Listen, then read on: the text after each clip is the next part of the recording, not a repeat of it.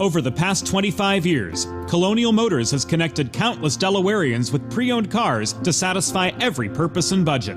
Find your next vehicle at one of 3 convenient locations or browse their vast inventory online at colonialmotorsinc.com.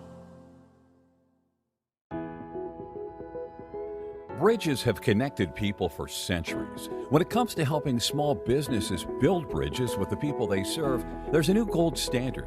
412 Communications offers a uniquely comprehensive array of media solutions, including writing and editing services, web and graphic design, social media management, multimedia production, consultation, and more to help your brand establish and maintain strong, lasting connections with your clientele. Learn more at 412communications.com. The future of Delaware hockey is here. First State Ice Hockey is committed to growing the game, raising the bar, and building better, more complete youth hockey players in and around Delaware. Join the movement of one state, one goal at firststateicehockey.com.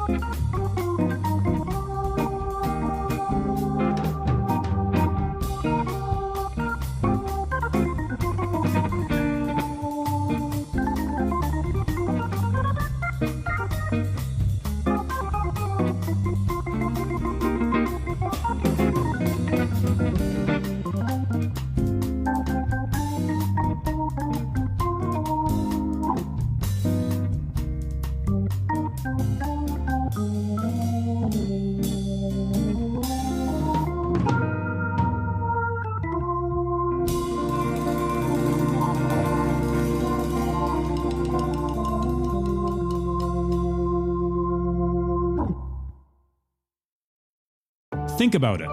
The trash and recycling bins in our homes, even with normal use, are places where harmful bacteria like Salmonella and E. coli can multiply by the thousands. But like anyone, you want to keep your home and your family as healthy as possible. Delaware Trash Can Cleaning can help. They sanitize your trash cans with high-pressure hot water jets that can kill over 99% of the germs and bacteria in your cans in just a few minutes. To schedule your first cleaning, call 302-310-9075 or visit DelawareTrashCanCleaning.com. Bridges have connected people for centuries. When it comes to helping small businesses build bridges with the people they serve, there's a new gold standard. 412 Communications offers a uniquely comprehensive array of media solutions to help your brand establish and maintain strong, lasting connections with your clientele. Let's face it, saving for retirement doesn't happen overnight. It takes planning, and Limestone Pension Associates has spent the past 35 years helping small businesses do just that. Limestone specializes in crafting, planning, and handling the day-to-day administration of qualified pension plans tailor-fit to your company's needs and objectives. To schedule a consultation, call 302-479-8817 or visit limestonepension.net to learn more.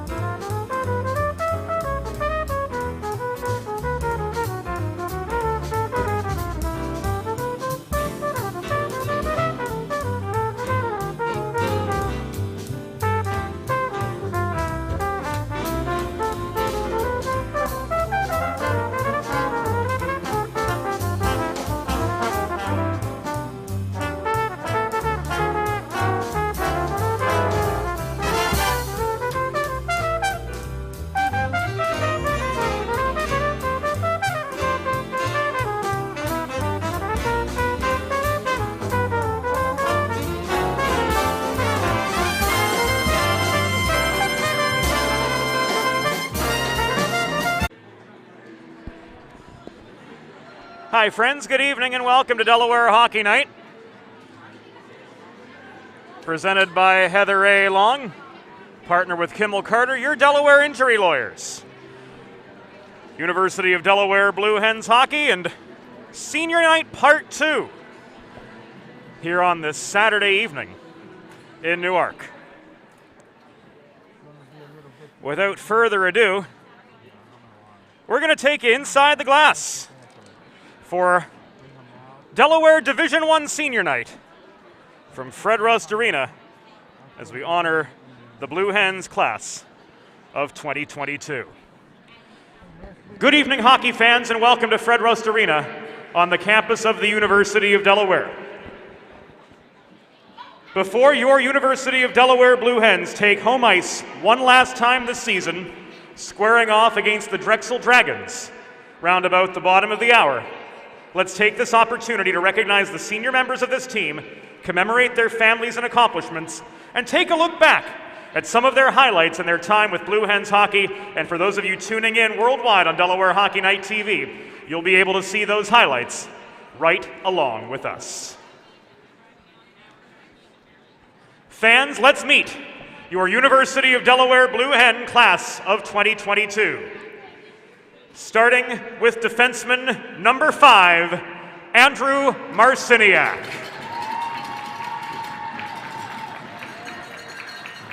Andrew's parents, Julie and Steve, were unable to attend this evening but are watching from their home in Naperville, Illinois, just outside Chicago.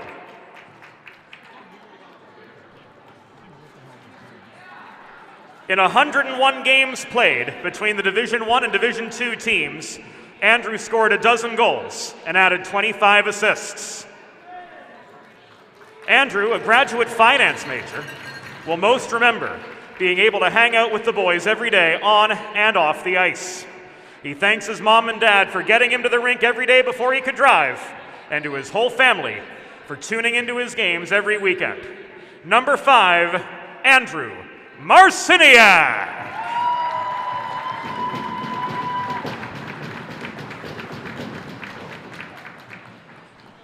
Defenseman. We'll wait for the photo op. Defenseman number 7, Jack Zimmer.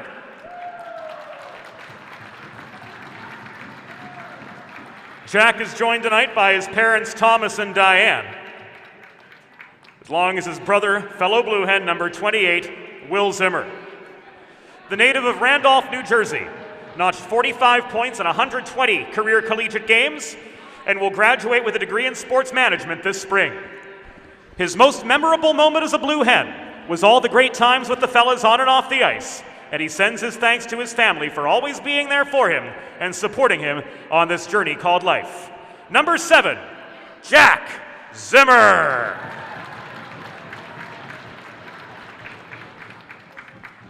Number 10, forward, Ryan Burns. Ryan, who hails from Wall Township, New Jersey, is joined on the ice by his parents, Daniel and Eileen. Since scoring his first goal in his freshman year against Navy, his most memorable moment in Blue Hen sweater, Ryan recorded 9 goals and 13 assists in his collegiate career. Ryan, who will graduate with a degree in accounting this spring, thanks his parents, teammates, and everyone that supports Blue Hens hockey during the year. Number 10, Ryan Burns.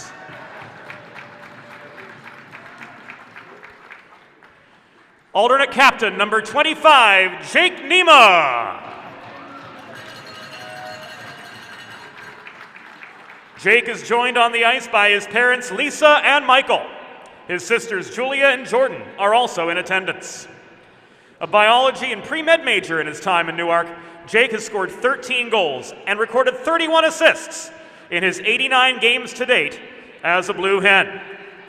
He thanks his mom and dad for their constant support through his entire life and UD hockey career, making the trip from their hometown of Allentown, Pennsylvania, to attend almost every game of his collegiate career, both home and away. He also thanks his sisters for their support, his teammates for giving him the best 4 years of his life, and Coach Mittelmeyer and Coach Bainge for helping him to become a better player in person through the past 4 years. Number 25, Jake Nema.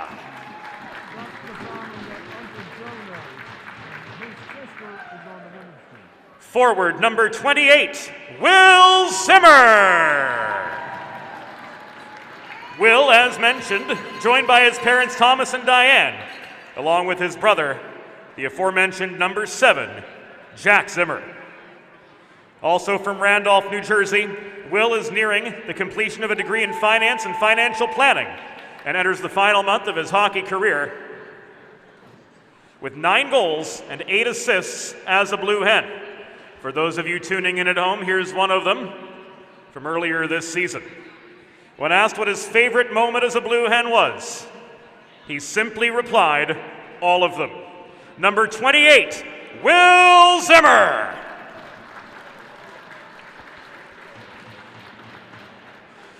Next up, goalie, number 30, Corbin Gustafsson. Corbin is joined on ice tonight by his parents Eric and Cheryl and his brother Colin. The primary goalie for the Blue Hens this season, Corbin has appeared in 22 games so far this season with a .316 goals against average and a save percentage just above .900. His career record in net for Delaware stands at 16 wins, 8 losses, 1 tie, and 2 shutouts. His most memorable moment as a Blue Hen was when he backstopped the team to a weekend sweep over Stony Brook in December. Off the ice, Corbin from Furlong, Pennsylvania, nears graduation with a degree in finance and financial planning. In addition to his parents, Corbin thanks the UD hockey alumni that helped pave the way to make this season a successful one. Number 30, Corbin Gustafsson.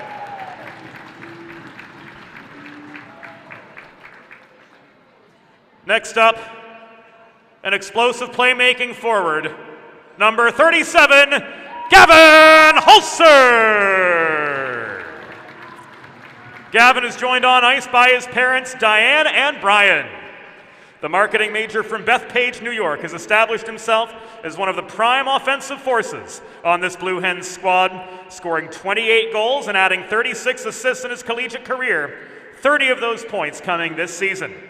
His most memorable moment as a Blue Hen, and we'll see it together now, was his double overtime goal against Rhode Island in the 2020 ESCHL playoffs to keep the team alive and advance to the semifinals. Gavin thanks his mom and dad for the countless hours spent at the rink supporting him throughout his entire hockey career and allowing him to make lifelong friendships and the experience of a lifetime. Number 37, Gavin Hulser.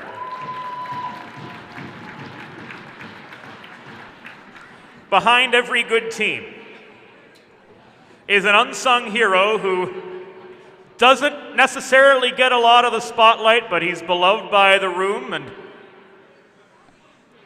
he's the backbone of the team in a lot of ways. I speak of co-captain number 6, Harrison Chuma.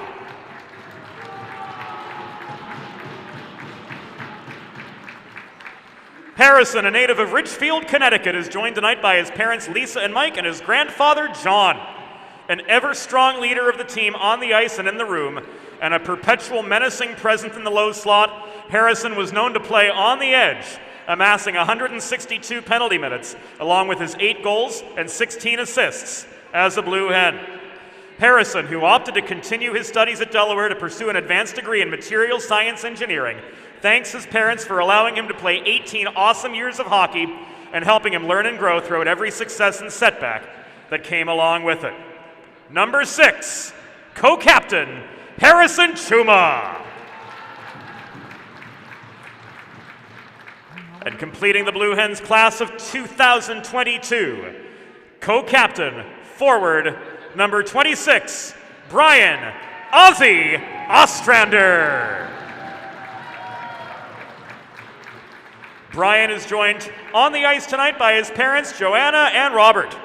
Hailing from Rockaway Beach, New York, Brian, known affectionately to all of us as Ozzy, will graduate this spring with a degree in sports management, and he has compiled career statistics of 32 goals and 61 assists in 131 games played as a Blue Hen.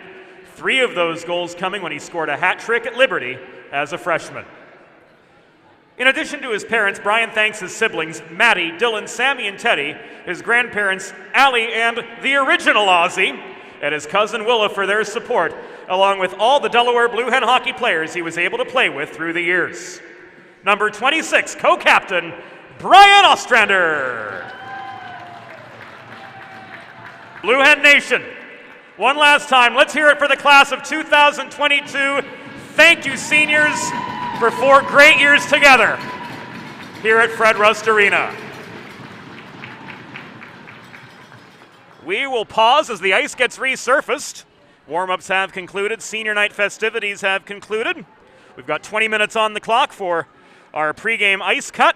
When we come back, we'll take a closer look at tonight's matchup between the Drexel University Dragons and the University of Delaware Blue Hens. Their 3rd of 4 meetings this season and the first half of a weekend home and home. This is Delaware Hockey Night, presented by Heather A. Long, partner with Kimball Carter, your Delaware injury lawyers. We'll be back in a jiff with the second half of our Friday doubleheader.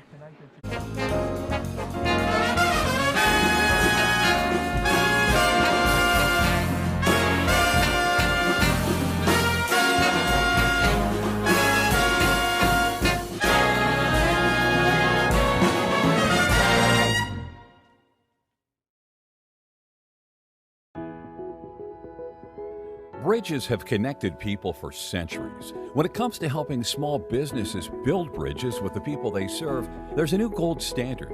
412 Communications offers a uniquely comprehensive array of media solutions, including writing and editing services, web and graphic design, social media management, multimedia production, consultation, and more to help your brand establish and maintain strong, lasting connections with your clientele. Learn more at 412communications.com. Let's face it, saving for retirement doesn't happen overnight. It takes planning, and Limestone Pension Associates has spent the past 35 years helping small businesses do just that. Limestone specializes in crafting, planning, and handling the day-to-day administration of qualified pension plans tailor-fit to your company's needs and objectives. To schedule a consultation, call 302-479-8817 or visit limestonepension.net to learn more.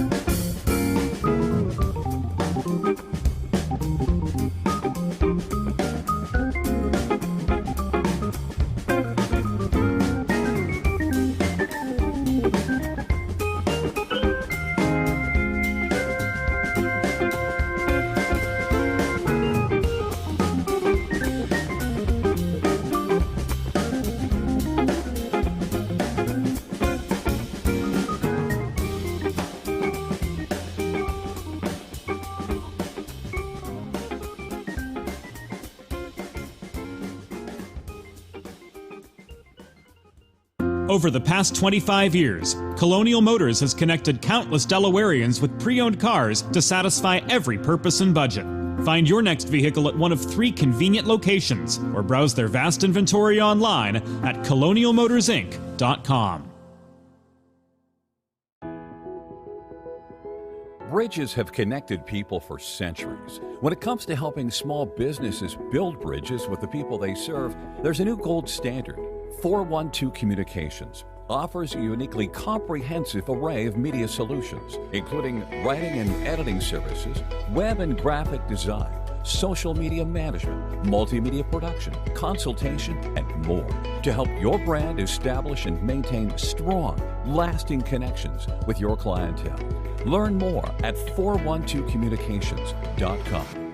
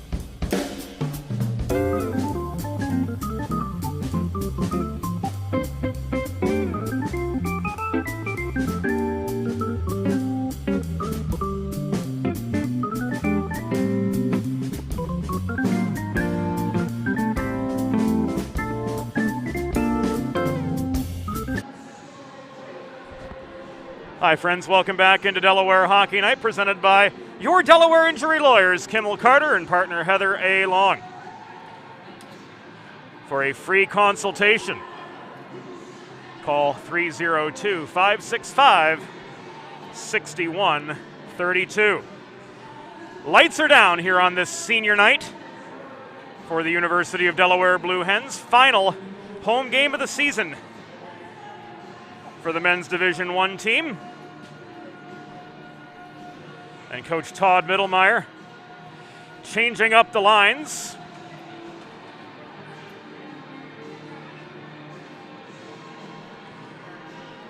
As we see Dom Guido up with Gavin Hulser and Ryan Rodriguez to get things started. It'll be the second line on starting duty tonight. Emmerich, Nema, and Ostrander. Top D pair Harrison, Chuma, and Jack Zimmer in goal. Corbin Gustafsson, 12-8-2 with a .316 goals against average. Actually, he's 12-10-2 at this point in the season. Still with that save percentage hovering just over 900. Pre-game report brought to you by Limestone Pension Associates. Retirement doesn't just magically occur when you turn 65, and saving for retirement can indeed be challenging. It takes planning. Limestone are the people to help you out. To schedule a consultation, call 302-479-8817 or visit limestonepension.net to learn more.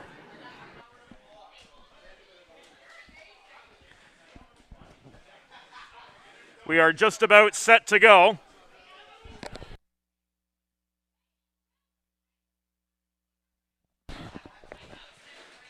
Here from Fred Rust Arena, third of 4 meetings between Delaware and Drexel this season.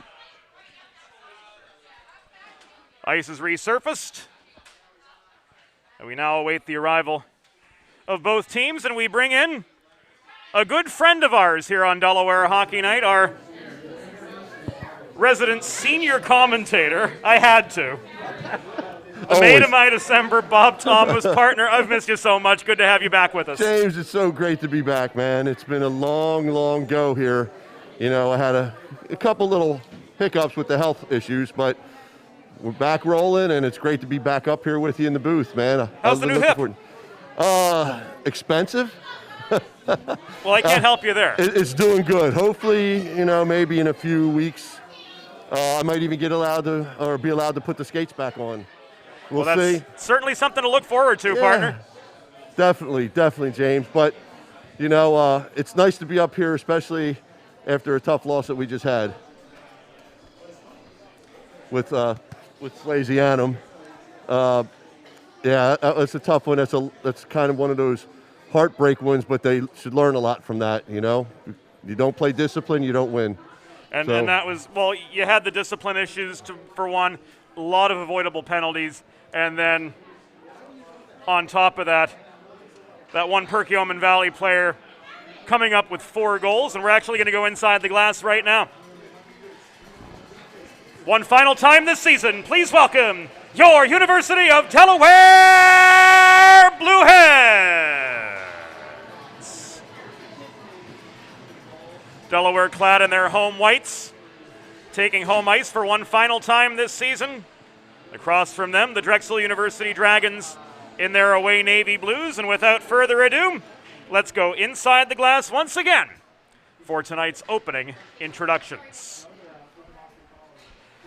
Fans, once again, good evening and welcome to Fred Rust Arena on the campus of the University of Delaware.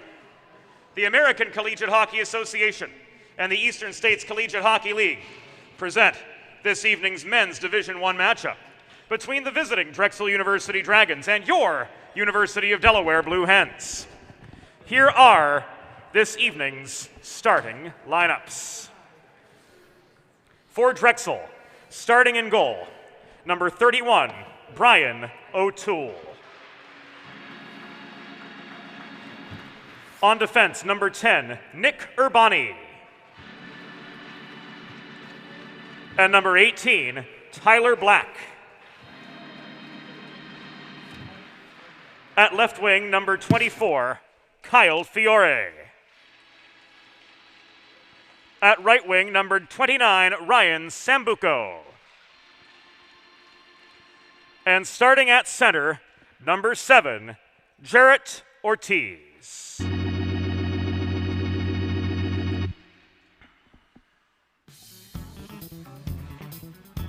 It's that time, Blue Hen Nation, one last time in the 2021-2022 season. Let's meet the starting lineup for your University of Delaware Blue Hens. Starting in goal, number 30, Corbin Gustafsson.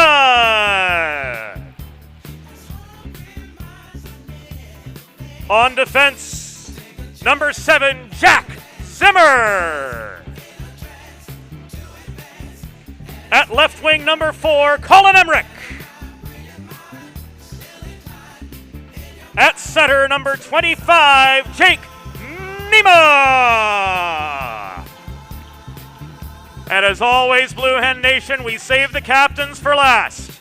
At right wing, co-captain, number 26, Brian Ostrander. And on defense, number 6, Harrison Chuma. Your Blue Hens are coached by Todd Middlemeyer and Jason Baines. The officials for this evening's game. The referees are Sean Milligan and Elliot Kleckner. The linespeople are Brent Kendall and James Yushik. Fans, at this time, we ask you to turn your attention to the American flag located directly above center ice as we honor the United States of America and those who defend it with the Star-Spangled Banner.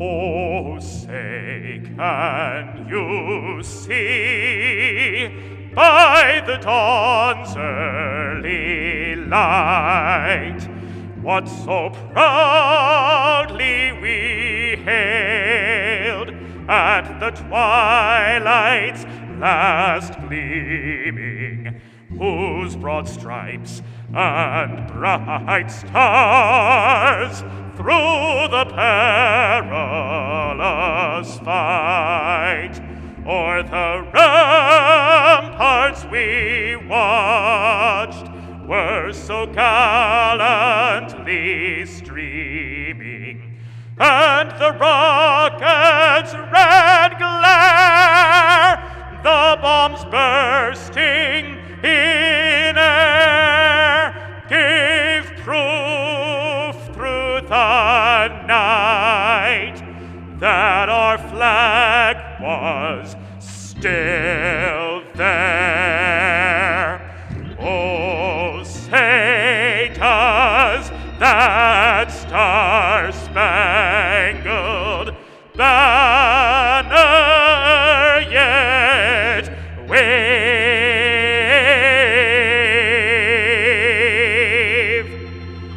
o'er the land of the free and the home of the brave.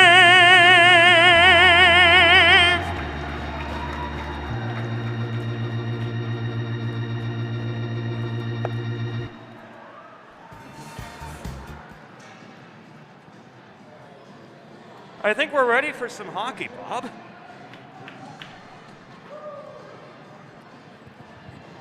One last time at Fred Rust Arena for these men's Division I Blue Hens. I think you're right, James. I think we're ready for some hockey. Boy, that guy that sings the national anthem, he's pretty doggone good, isn't he? I mean, I wonder who that guy is. We all know that it's James. Oh, thank you so much, partner. I call him the Wizard because he's up here, he's working everything, like the Wizard of Oz. You know, I actually played that role. I bet you killed it, too. But It's perfect for you. You multitask. I'm happy to walk and chew gum, but You're up here pushing buttons, doing this, singing that, playing the organ. I still can't cross over backwards though, Bob. Well, I think that's a fair trade-off for now. You will. We're getting there. You will. You'll definitely get there. You work hard. First period brought to you by First State Ice Hockey, committed to building the next generation of youth hockey players under the philosophy of one state, one goal. Learn more about their classes, clinics, and events, as well as their partnership with the Delaware Junior Blue Hens by visiting firststateicehockey.com. James, I appreciate you letting me sit down for this one after having to stand for that whole game. You know, I am the resident old guy in this tandem. I'm the winner to your spring. You're the Hap Shaughnessy to my Herald. How's that? Even better. We're underway. Quick shot right off the draw from Colin Emmerich, steadied by O'Toole. Ends up in the near corner, our view obscured due to the standees. Right at the Drexel blue line. One of them, we thank for their cooperation, ducked down upon seeing they were in our picture. But now a clearer view as action moves into the neutral zone. Ostrander gave it away to Urbani.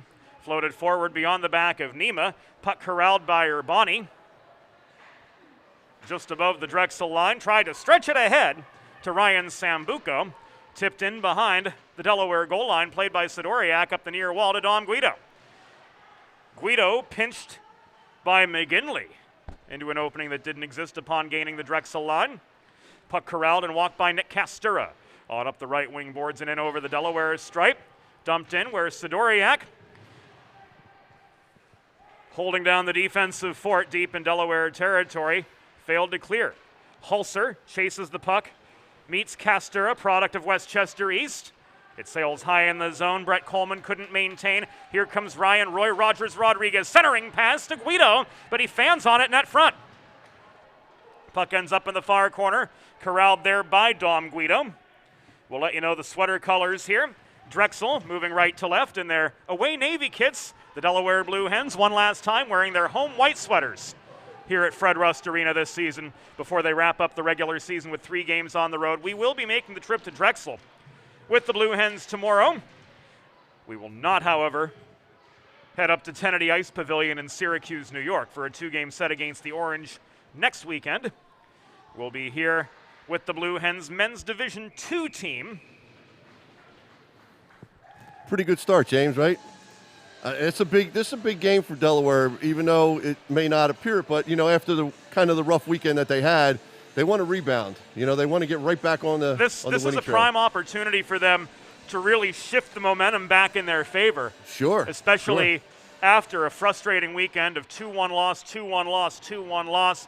Timing issues really the problem for Delaware last week, and it seems here, if the first 2 minutes and 12 seconds are any indication, that a lot of those were rectified through the course of the week. Let's hope they're able to maintain that momentum. But, you know, Drexel, they're going to be coming out guns blazing. These two teams pretty even on paper. Yeah, that's a good, you know, you got a good coaching staff, and they're going to correct those things real quick. Zachary Sprung checked off the puck by Meckel. Along the near boards, it skitters loose. The Buffalonian Chris Heitzhaus tries to stretch it ahead to Meisinger. No icing, says the Nova Scotian Brent Kendall. He and James Moose Yushik, the lines people here this evening. Sean Milligan and Elliot Kleckner in the orange armbands adjudicating this game. Meckel couldn't work his way out of traffic. Sprung stayed high in the zone to press the puck out of his reach. Heitzhaus to Chuma at the right point. Back to Heitzhaus.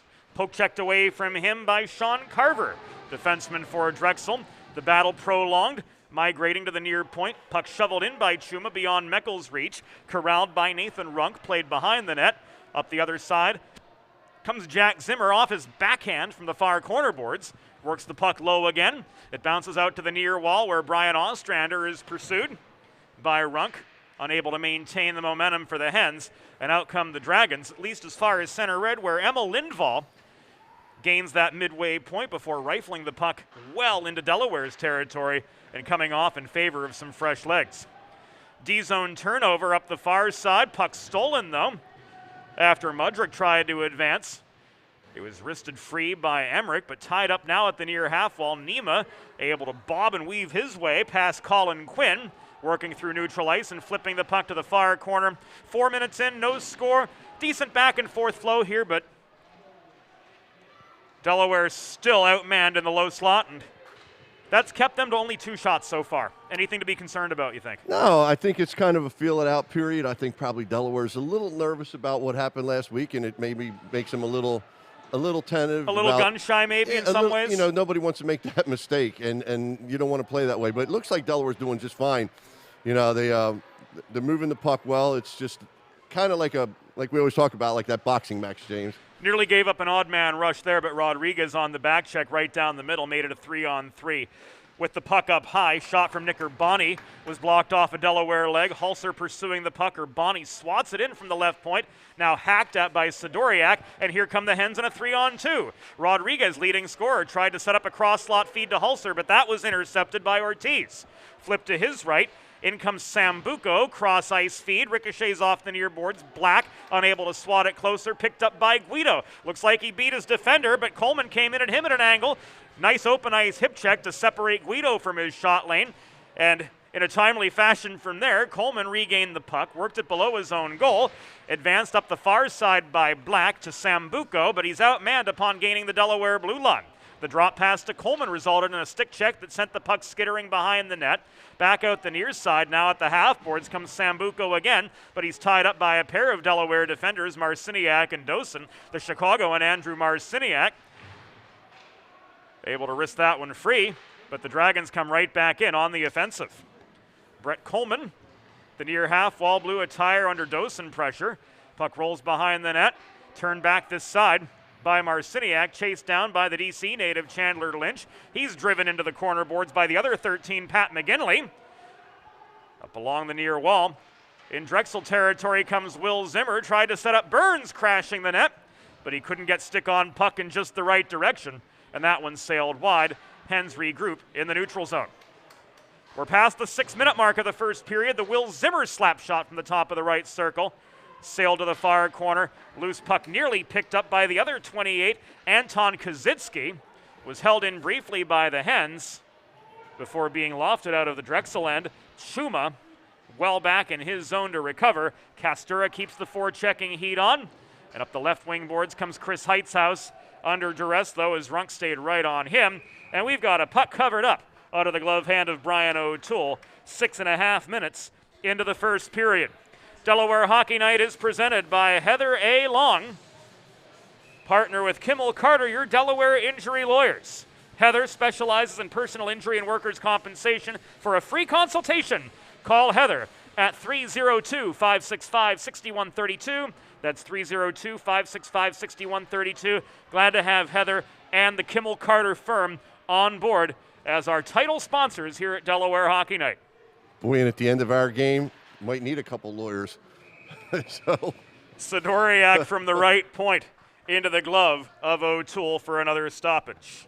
Yeah, Delaware, like you said, they're doing a good job to come out here. They, right off the bat, they had that 3-on-2 down low and got tipped away from the front of the net. But the speed coming up the ice was good on that. It's like I said, it's kind of not, I wouldn't say tentative by both teams, but it's just more of a feeling out period right now, it seems to be. So Delaware if they can get a few more shots on goal, I think that they'll get it rolling. Nobody seems to, James, it doesn't seem like either team really has had any kind of good possession time. They've had okay possession time. Yeah. It seems like Delaware's starting to get a little bit more momentum. Exactly. The Sidoriak shot definitely beautiful give and go right there, James. That was a move in the right direction. Like you said, Bob, good give and go with Ostrander and Emmerich, but a nice save by O'Toole on the other end. His fifth. Drexel has yet to get a shot away on Gustafsson. And we're 7.5 minutes in. Andrew Marciniak back deep in the Delaware end. Leaves it to Straubinger. Back it comes to Marcy. Up ahead the near side. Guido challenged on the breakout pass by Nick Urbani. Puck tipped into the Drexel end below the goal where Coleman scrapped for it. Urbani again. Leaves it to Castura, flipped over the head of Rodriguez, and this puck rolls in front of the Delaware bench by Jefferson J. Luce.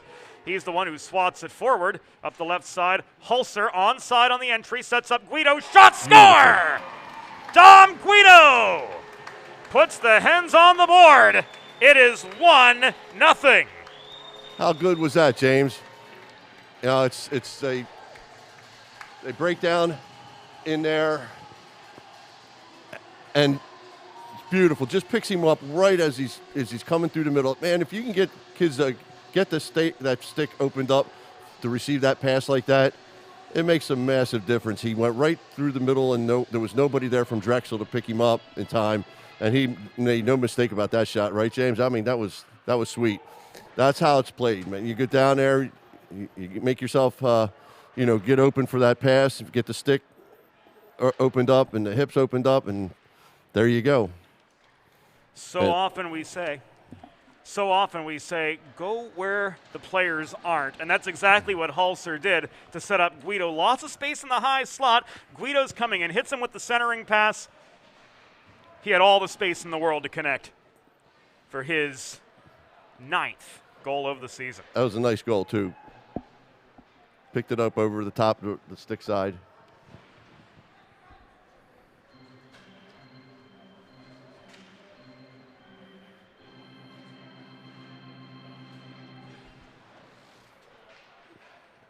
James, Delaware just a step faster. A Delaware goal! His 9th of the season, scored by number 38, Dom Guido! Assisted by number 37, Gavin Hulser!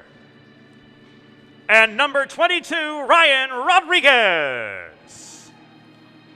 Time of the goal, 8 minutes, 3 seconds in the first period. Guido from Hulser and Rodriguez at 8:03.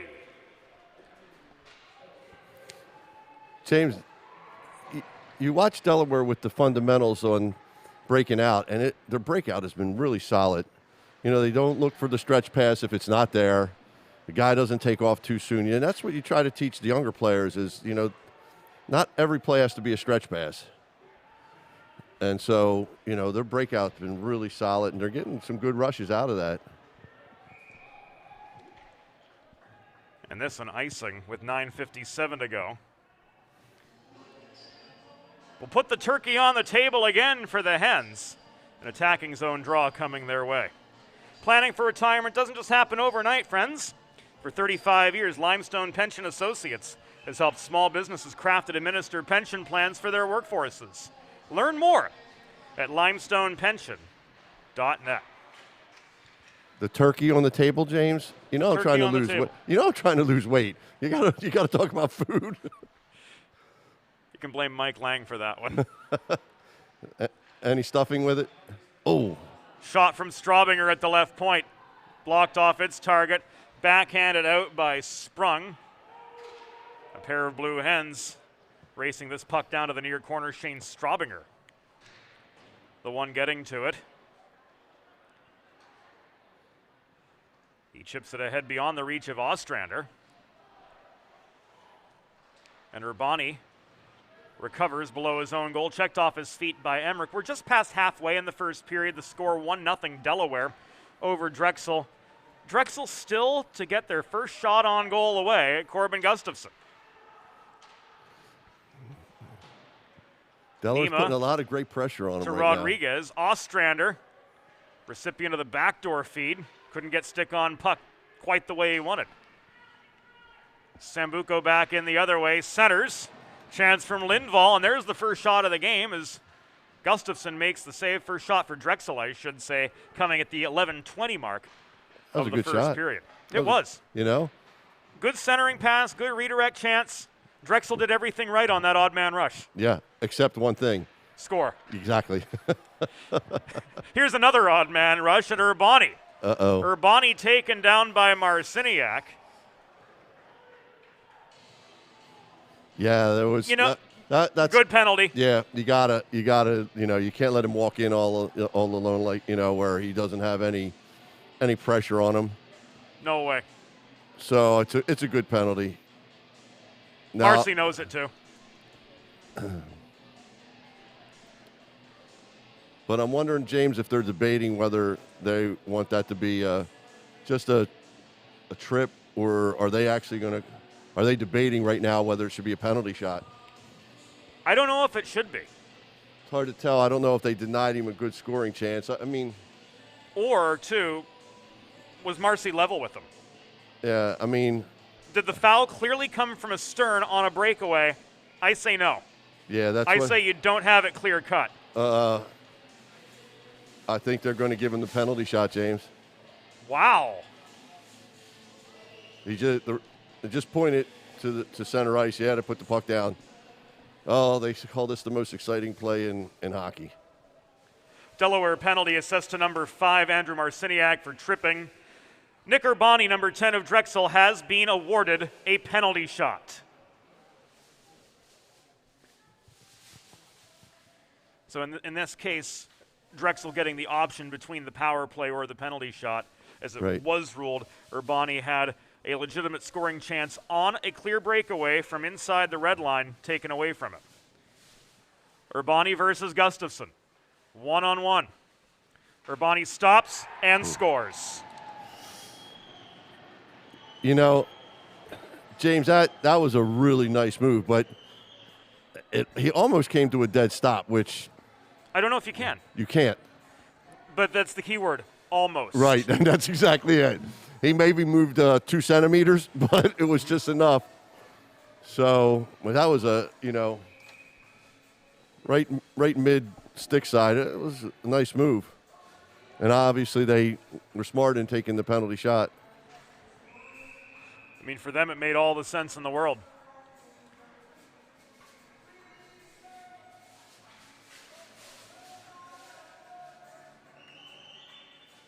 Little stick play in there. And Dosen drifting over a little bit, too. Watch. Ooh. Dosen's got to get his head up a little quicker on that, especially against the big defenseman. Drexel goal, his 5th of the season, scored by number 10, Nick Urbani. Time of the penalty shot goal, 11 minutes 40 seconds in the first period. Urbani, with his 5th of the season, via penalty shot at 11:40 in the first. Castura taking aim from center point, missed the near post. Tried to set up some net front commotion, but Chuma moves play to the far side, rolls the puck in front of his own bench, and now it's worked clear by Burns. Across to the Coloradan, Luke Dosen. Dosen angled to the near corner. Coleman plays the body on him. Puck is knocked loose. Will Zimmer corrals it for Delaware, but gives it away to Castura. Castura flips this into the atmosphere, but Straubinger, holding his own blue line for Delaware, gloves it down. Here comes Dosen again. Drop pass to Heightshouse. His stick lifted by Ortiz high in the zone. Ortiz can't clear. Meckel protects, but he fans on a wrist attempt from 45 out. Sidoriak off his backhand maintains. Meisinger bulldozes in. Dumps the puck into the far corner where Heightshouse is hassled by Berkhahn. 7 minutes to go in the first period of a 1-1 hockey game now at Fred Rust Arena. And the Drexel Dragons again clear. James, that was a textbook play there by Berkhahn on that one-on-one. You know, you try to tell guys, sometimes you just can't get fancy because these defensemen, if they're smart, they just stay on your chest, and that's exactly what he did. He didn't give an inch on that toe drag through the legs thing, which, you know, you try to teach players that, the defensemen, but somehow they still fall for that move, and I don't understand that. Nema across from Ortiz on the following faceoff just to the left of O'Toole, who's saved 5 of the 6 shots he's faced to this point. Ostrander recovers in neutral territory. Here comes Emmerich, stonewalled at the blue line by Ortiz, clogging up the middle and doing a nice job of it. Emmerich stays with the puck, though, feeds it to Nema in the corner. He tried to set up Ostrander for a centering pass right between the circles, but it was taken away from him, and now Ortiz flips it up the left wing boards ahead to Fiore, who carries in to the Delaware zone. Centering pass intended for Sambuco was picked clean by Nema. Advanced now to Ostrander. Ozzy around 2 defenders, lost his shot lane, tries for the wraparound, sets up Marciniak in the mid slot. Follow-up chance from Rodriguez was blocked. Oh my! Perfect chance for Rodriguez to get the go-ahead goal, but a solid back check from the Drexel side, clogging up the net front area and keeping this a 1-1 hockey game. Good sacrifice there by, it looked like, Ortiz staying back on the play. It was. He was like goalie number 2 on that play, James. Saved their bacon. That was a really good play that Delaware had there and set it up. Looked for the man in the slot. It's just, you get sometimes those exceptional plays by a guy like Ortiz who just got down and blocked that shot. Otherwise, it's a 2-1 game. Sometimes you can do absolutely everything right and still to no avail. Exactly. That's like our long chats in the parking lot after games until 2, 3, 4 in the morning. Yeah. Sometimes. And we weren't smart enough to like say, well, why don't we just stand in the lobby because it's a lot warmer. It's like 3 degrees out. There we go. Oh. Chance from Guido, but way too much traffic in front of him. But it's like those conversations of yore, Bob. You can do absolutely everything right and still not have anything to show for it. Hockey so closely resembles life in a lot of ways. Absolutely. You know, James, it's funny because the last couple times Delaware's had gotten guys in, Drexel's dropping 5 guys down low real quick, so Delaware's going to need to work outside the house a little bit to try to open up some lanes there. They're going to have to try to move in from the points a little bit and look for the rebound, try to force O'Toole to get out of position. No stick for the goaler. Dosen backhand, pressured at the far half wall by Bell. We're down to the final 4.5 minutes of the first period. Drexel 1, Delaware 1. Drexel tied it up thanks to the Urbani penalty shot at 11:40. They're getting a lot more lenient with returning the stick to the goalie. Yeah, they are. I didn't know whether Urbani was going to actually. I thought Urbani, by rule, Urbani could sit for that. Yeah, I thought he was going to maybe try to get a shot or something. It's kind of funny. Sidoriak holding the right point. There's one through traffic. Caught and held by Brian O'Toole for save number 8. It comes with 4:02 to go in the first period of this 1-1 hockey game. Make a truly all-American meal the centerpiece of your next team event or special occasion. Sid's Barbecue and Jerky in nearby Claymont, Delaware can cater your next group event, offering pulled pork, brisket, and barbecued chicken, along with a variety of sauces and sides sure to please any appetite. Visit Sid's at Suite C26. At the Tri-State Industrial Center on Ridge Road, Claymont, open Monday through Saturday, or to place a catering order, call 302-439-4937 or visit sidsbbqandjerky.com. Great, James. More food. I'm hungry. Do you think they'll deliver this time of night here? Because that sounds really good. Oh, trust me, it is. Oh, thanks. Think you'd have brought me some? So, yeah, that sounds awesome. Now my stomach's growling even more.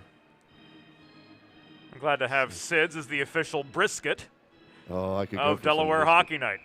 Oh, I could go for some brisket. Oh. Had some for lunch on Wednesday, actually. Well, my stomach thinks it's Wednesday right now then.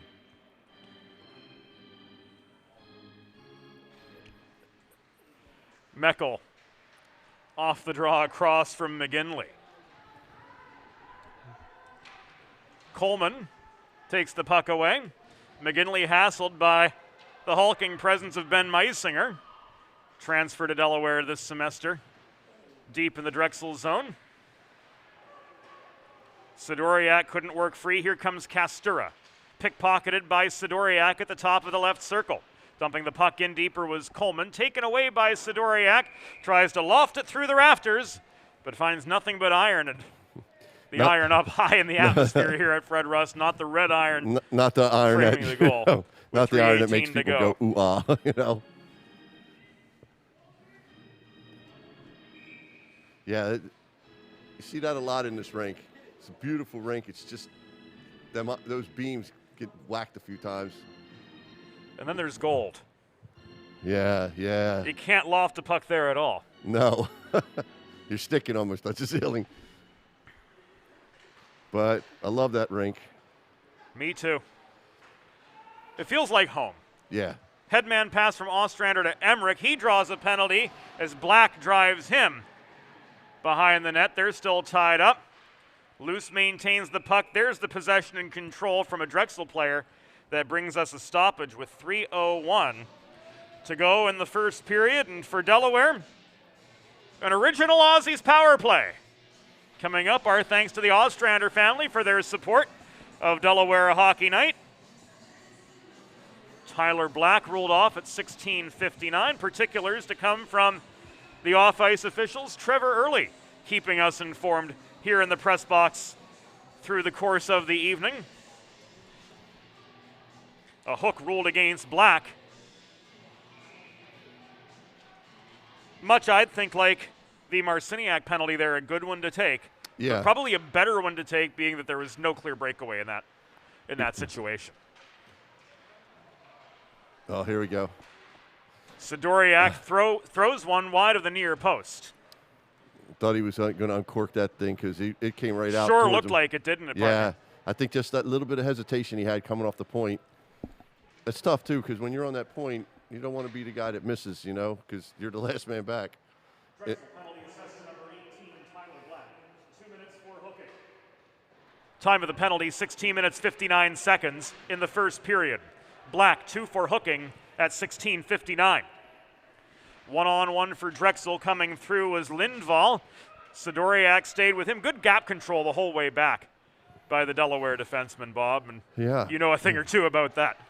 Well, James, I'd like to see Delaware set this up a little bit more than like right there. You don't want to skate that puck in. Rodriguez, a lone wolf there, 1-on-4. Yeah. Not on the power Work play. in concert, come in together, cycle the puck, collapse the umbrella. Things that we've talked about until 3, 4 in the morning. Right. Well, Delaware's just losing time because they're not moving the puck with their sticks as opposed to their legs right now. That was 2 plays right there where Drexel was able to break things up. Emmerich shot. Chuma tries to finish, Scored. but Burns does.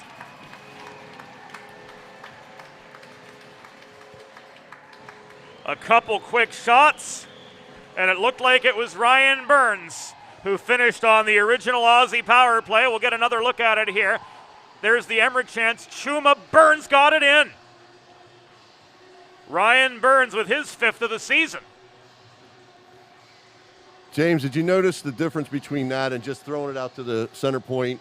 They actually crossed that golden road there, that straight right down the middle, and forced Drexel to spread out a little bit. You got them coming from one side of the rink to the other, where they can't just bunch all 4 guys right up in front of their own goalie.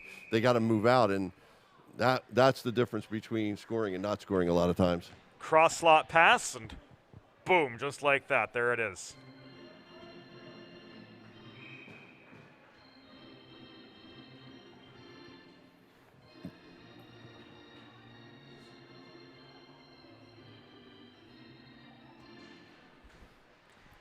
Old-time hockey organ there. Wonder who that guy's playing at. Nice save. And that goal's actually going to be credited to Harrison Chuma. He was ruled to have that one for his first of the year. Nice. I know you're a Chuma fan. Yeah, you know it. He's an old-school defenseman. I like that. Amen to that, Bob. Strong guy, plays the body. He's as old school as it gets. Here's Guido for another chance, but he was wide. You know what Guido was trying to do on that one, James? He was trying to put that off the right pad of O'Toole for the rebound, so the breaker could come in. His first of the season. Oh, so that's a great play. He just missed by a little bit on that, but that's definitely an underused play of putting the puck on that inside pad and having it kick out to your teammate that's breaking down the middle. It didn't miss by much on that either.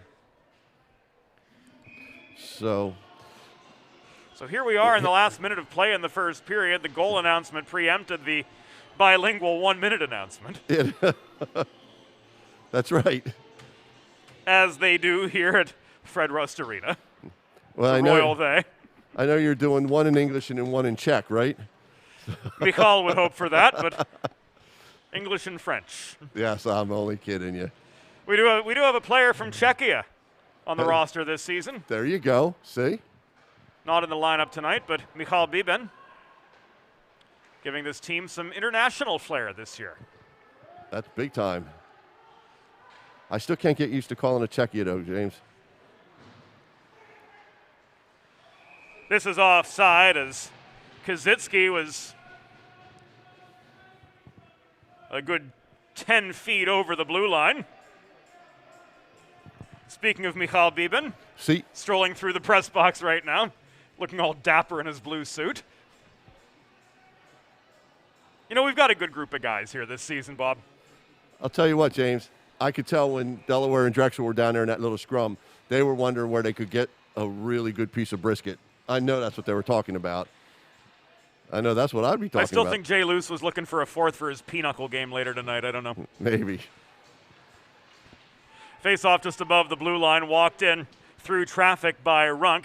Slowed up, high in the zone. Nema comes away with the puck to Burns. He gains center, lost his footing, dumped the puck in, and the first period has reached its conclusion. Through one period, the score, your Delaware Blue Hens 2. Drexel University Dragons 1. First period shots on goal, Delaware 11. Drexel 4. We'll take a pause here on Delaware Hockey Night TV, presented by Heather A. Long, partner with Kimmel Carter, your Delaware injury lawyers. Delaware heads to the dressing room, up 2-1 over Drexel. Back with more on the other side of the first intermission.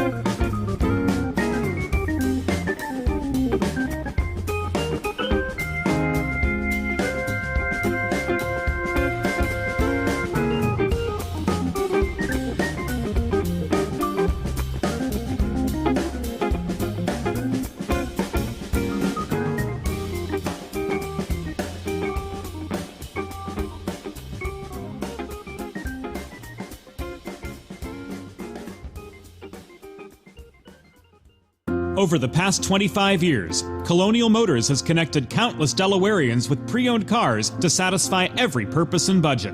Find your next vehicle at one of 3 convenient locations or browse their vast inventory online at colonialmotorsinc.com. Bridges have connected people for centuries. When it comes to helping small businesses build bridges with the people they serve, there's a new gold standard. 412 Communications offers a uniquely comprehensive array of media solutions, including writing and editing services, web and graphic design, social media management, multimedia production, consultation, and more to help your brand establish and maintain strong, lasting connections with your clientele. Learn more at 412communications.com.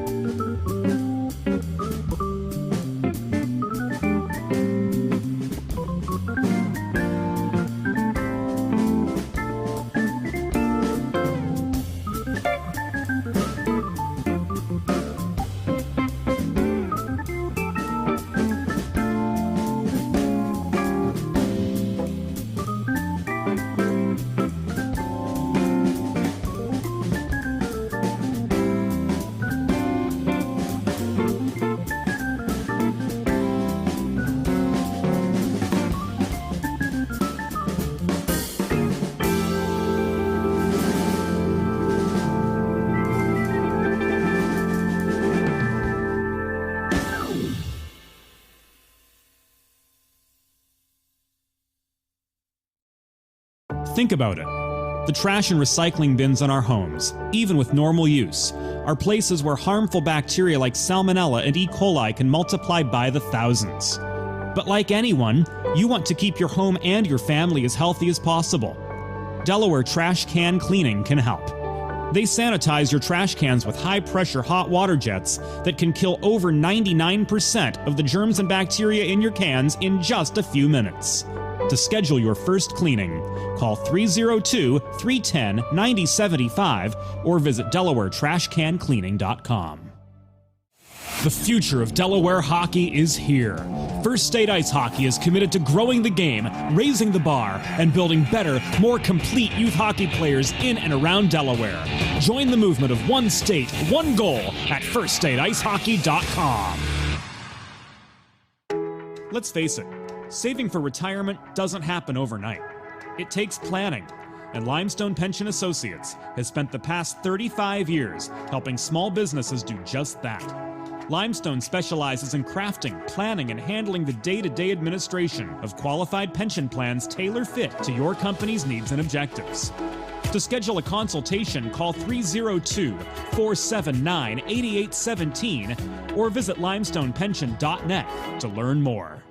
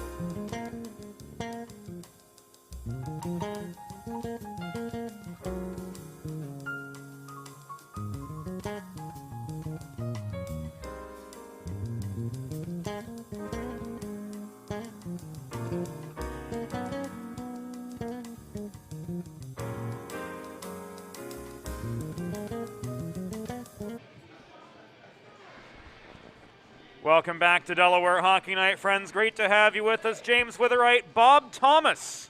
Hello, coming James. at you from Fred Rust Arena through 20 minutes. Delaware with a 2-1 lead over Drexel. First period shots, Delaware 11, Drexel 4, and a great power play goal. Yeah, to put the Hens up. And Harrison Chuma, we're used to seeing him do the dirty work in front of the Delaware net. No. Here, 178 feet away, he gets it done and puts the Hens up 2-1 again toward the end of that opening period. Making that pass, James, across, to open that up a little bit as opposed to letting them jam all four guys down low. It's like, it's almost, it didn't happen, but it's almost like they heard you in their helmets when you said, got to move the puck around, got to come in, make a concerted effort. Yeah. They do. They crash the net. Emmerich throws one on net. Chuma and Burns are right there to pick up the pieces, and pick up the pieces they do. They let the puck do the work, not their feet. You move it. That's the whole idea on the power play. You want to wear the penalty killers out. And the way to wear them out is move the puck. If you hold it, I know as old and slow as I was as a defenseman, I loved it when the guys would hold it because that just gave me a little breather. So, or not when they go from dot to dot or top of the circle to top of circle, that split the Drexel defenders up. That made them spread out a little bit. And the other thing it did, Bob, and I mean, you've coached for longer than I've been alive. So Hey. It's true. By a week. Pretty much. But what also happened, that cross-slot pass, that Royal Road you talked about. The Royal Road, yeah. What that does, forces the goalie to move post to post, opens up a lot more space. Sure. Granted, they were in so tight, didn't matter as much, but Chuma had somewhere to work with. Yeah, I mean, it's easier to get the puck to the net when you can get them. When you have a net. Yeah, when you can get them from jamming things up like that, where four guys are in tight. So, it's just a lot easier if you make the puck. I like to see, those power plays where all five guys touch the puck at some point. So, we practice that even at the high school level where everybody's having to touch the puck because you want that puck moving. You don't want them to, again, make their feet do the work, make the puck do the work. Let the penalty killers have to make their feet work. Make them skate. Make the penalty killers skate. Yeah, sure. Hey, it's a lot easier to play offense than it is defense when it comes to stamina. You know where you're going. The defender doesn't. Oh, look. Again, they're doing a little chatting out there, James. Again, probably asking where there's some good brisket around here. Maybe Hulser's got another pinochle game going, too. Who knows? I'm telling you. Second period underway, brought to you by our good friends here at Delaware Hockey Night, the Hooper family. Neil, Athena, Larry, and Joey. Their support of Blue Hens hockey and our entire broadcast operation here at Delaware Hockey Night, bringing you this second period. And somebody breaking the rules, bringing us a stoppage. 24 seconds in. Delaware goes to the second period. It's going to be Guido heading off for what we'll find out from. I think it might have been a hold, James. Downstairs, but in any case, it is a Delaware trash can cleaning penalty kill coming up. Not the way you want to Blue start. Hens.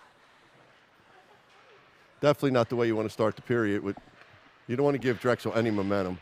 No, especially with a 2-1 lead being as tenuous as it is, and it was indeed a hold assessed to Guido at the 24-second mark of the period. And a clear from Delaware.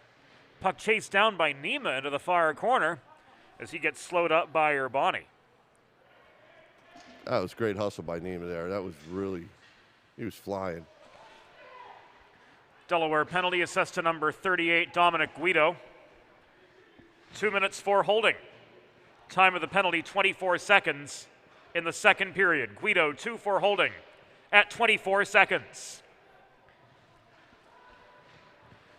Good kill so far for Delaware, 50 seconds into the shorthanded situation. 2 clears.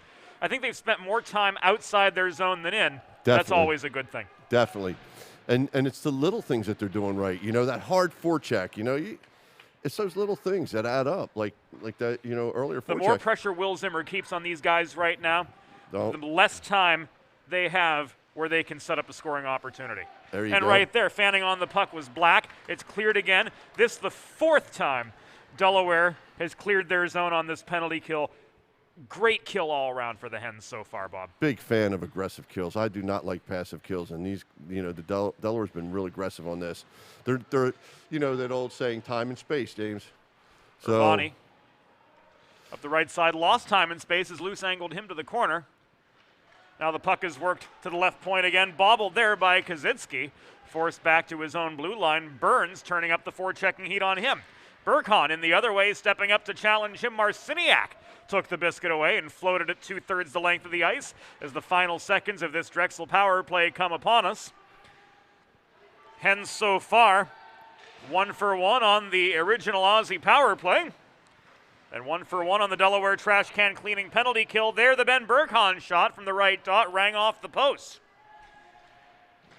Came back to the near corner, trying to walk one in on the welcome mat was Kazitsky. Gustafsson hugged the near pipe and made the save there.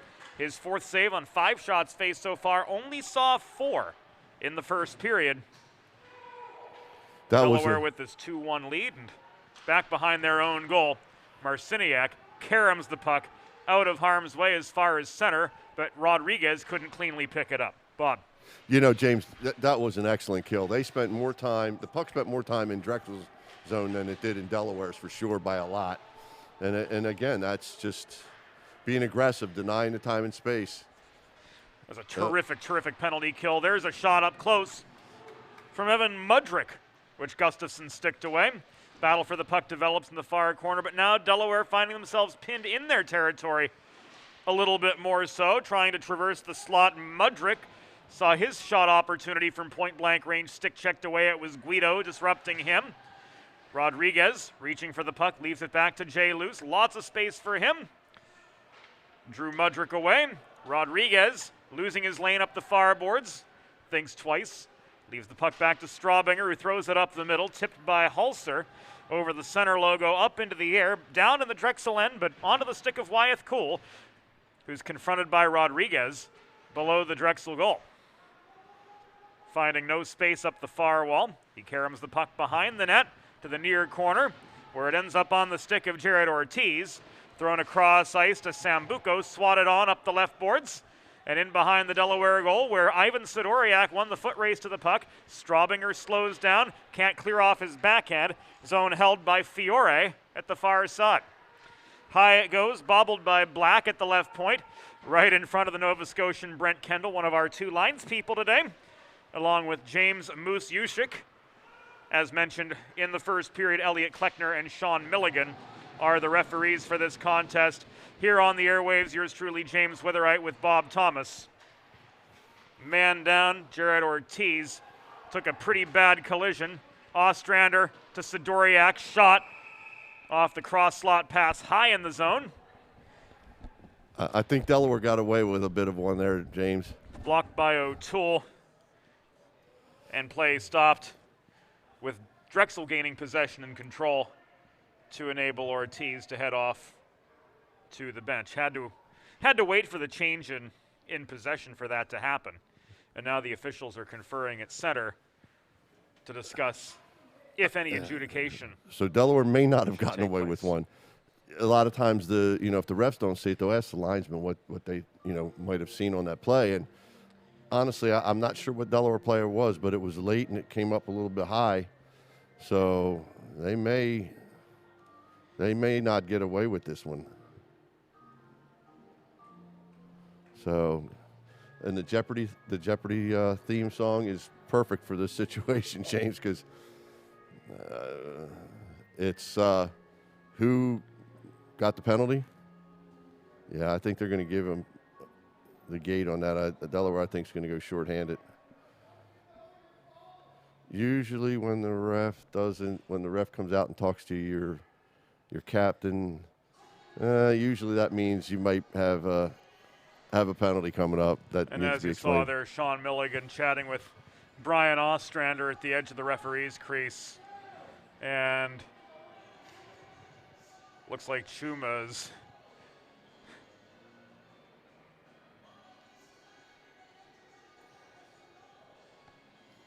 coming out to join the discussion. Looked like he was. Yeah, I don't think it looked was like him. he was heading to the box. Yeah, I did too, but I don't think it was him, James. I really don't. I caught it, I was following the play down and caught that just right after it happened, and it was a little bit late and high. So we'll see. I don't know. We'll see what goes up. Emmerich, Chuma, Zimmer, and Nema are the 4 on, which has the appearance of a penalty kill, but there's still no player in the box. That's what's got me confused too. It's the ghost player.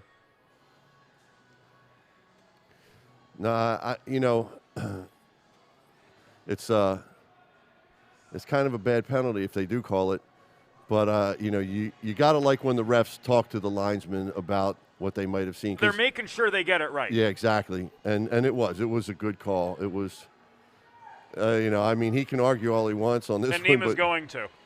but I don't think it's gonna help his case. Hardly. He might need the law firm of Carter and Kimmel Carter, Roman Peltz, and O'Neill. There we go. Partner Heather Long. But I don't even know, as good as they are, I don't know if they can get him out of this one. And he's in the sin bin for 2 for sure, unless Drexel can score. At but Delaware, 4:56, Delaware trash can cleaning penalty kill upon us, and let's see if Delaware we'll get can. you the particulars as soon as they're available from the off-ice officials. Let's see if Delaware can do as good a job on this kill as they did on the last one. Good start, for sure. Nice Delaware clear. penalty assessed to number 25, Jake Nema. 2 minutes for roughing. Time of the penalty, 4 minutes 56 seconds in the second period. Nema, 2 for roughing at 4:56. That's one of those cases, though, Bob. You had the collision between Nema and Ortiz. And in a case like that, of course, the referees can ask the lines people to consult. Linesperson can't offer it unless it's in the case of a major, which that wasn't, but the 4 of them got together. They made the right call ultimately. They did. Nema definitely initiated that hit, and it was a little bit late and a little bit high. Ortiz might have sold a little bit, but I don't think he was. I think he was pretty dinged. Urbani at the left point. Throws one in traffic. Gustafsson, how did he see that?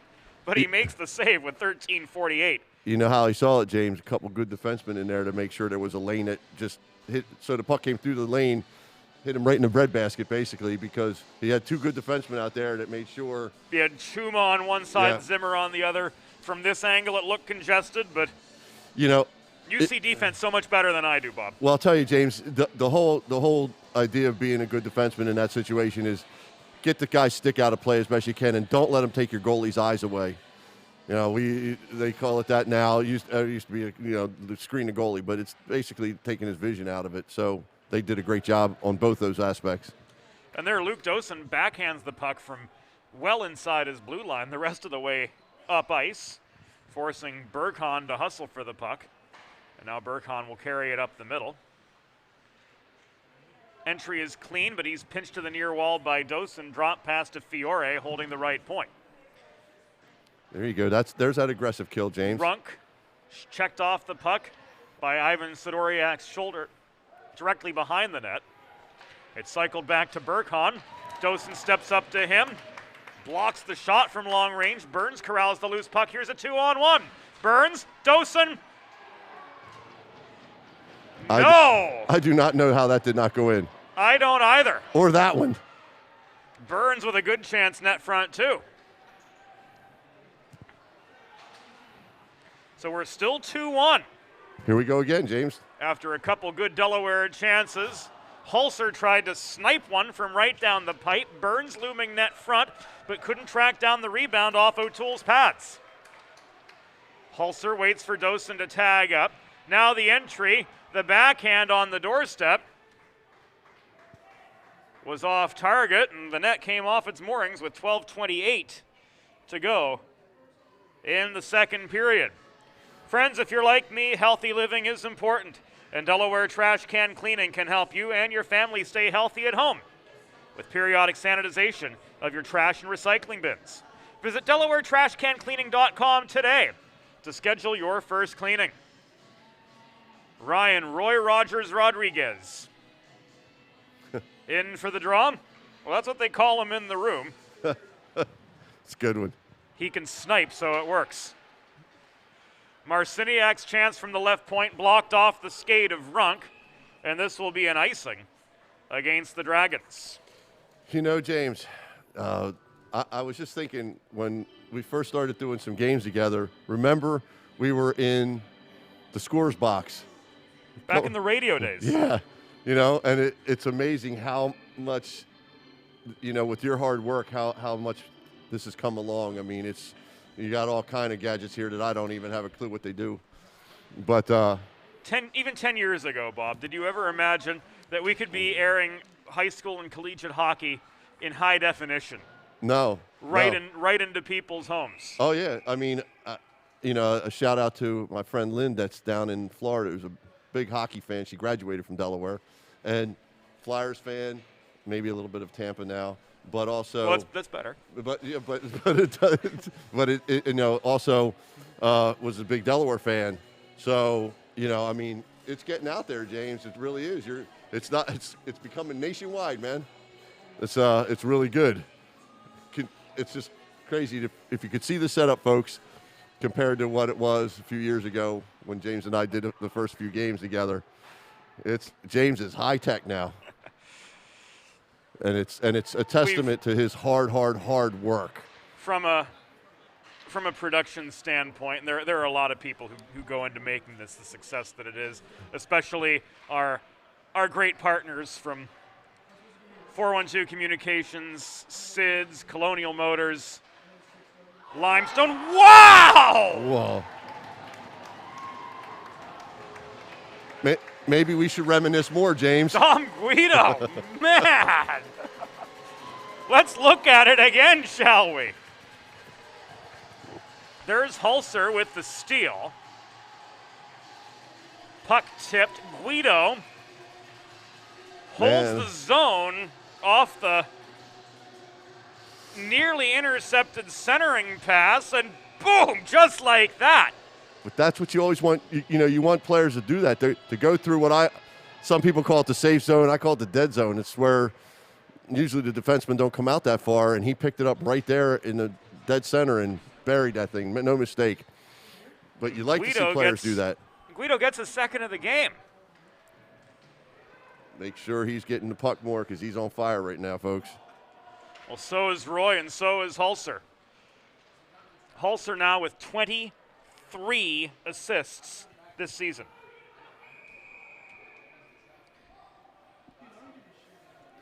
Yeah, that was really pretty. You know, it's like I said.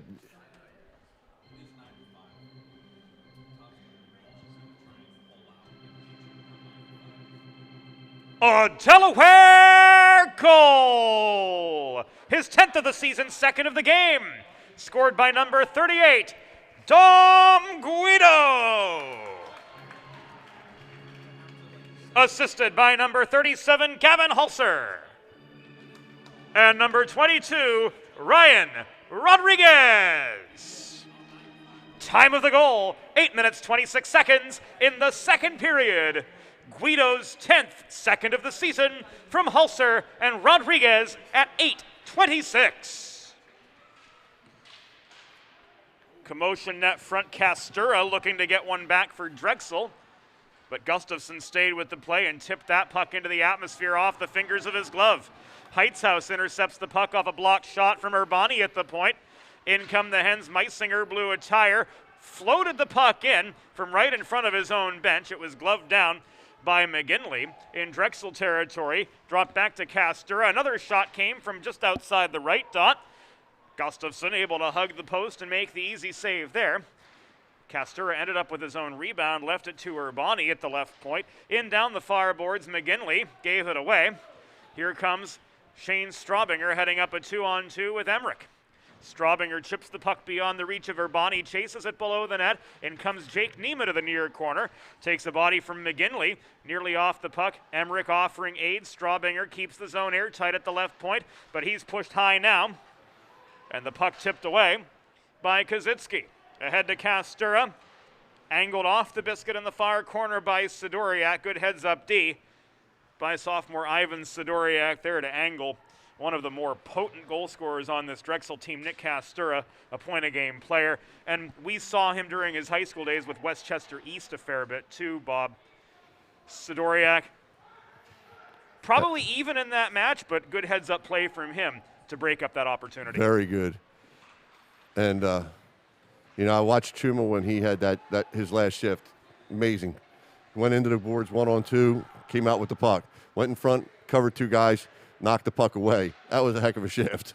You know, you can't, there's just some. And you're not just saying that because he's Chuma. No, it's, you know, it's what he does. And we see a cross-check signaled with 9:03.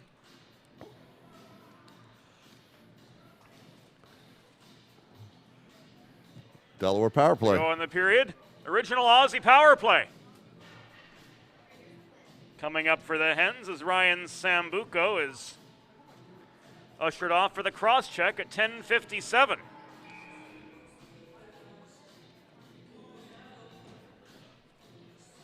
One for one on the original Ozzy power play so far tonight, as we thank the Ostrander family for their support of Delaware Hockey Night here on this senior night weekend. Drexel penalty, assessed to number 29, Ryan Sambuco. 2 minutes for cross-checking. Time of the penalty, 10 minutes, 57 seconds in the second period. Sambuco 2 for cross-checking at 10:57. Sidoriak, across to Ostrander, back to Sidoriak. It comes through the slot, that puck blocked. Ostrander chips this one down ice. Delayed penalty.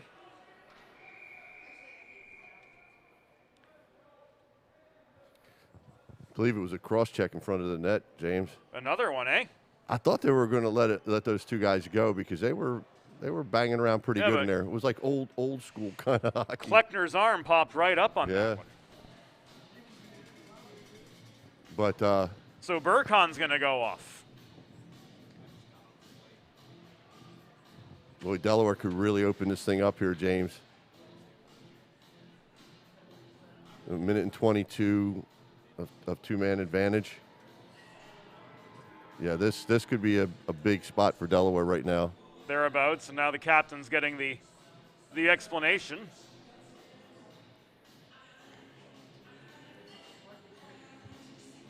Do you think it's like the explanation that the goalie from Slapshot was given to the radio guy about a slash, and you go in the box and you feel shame and then get freed? Yeah, get freed.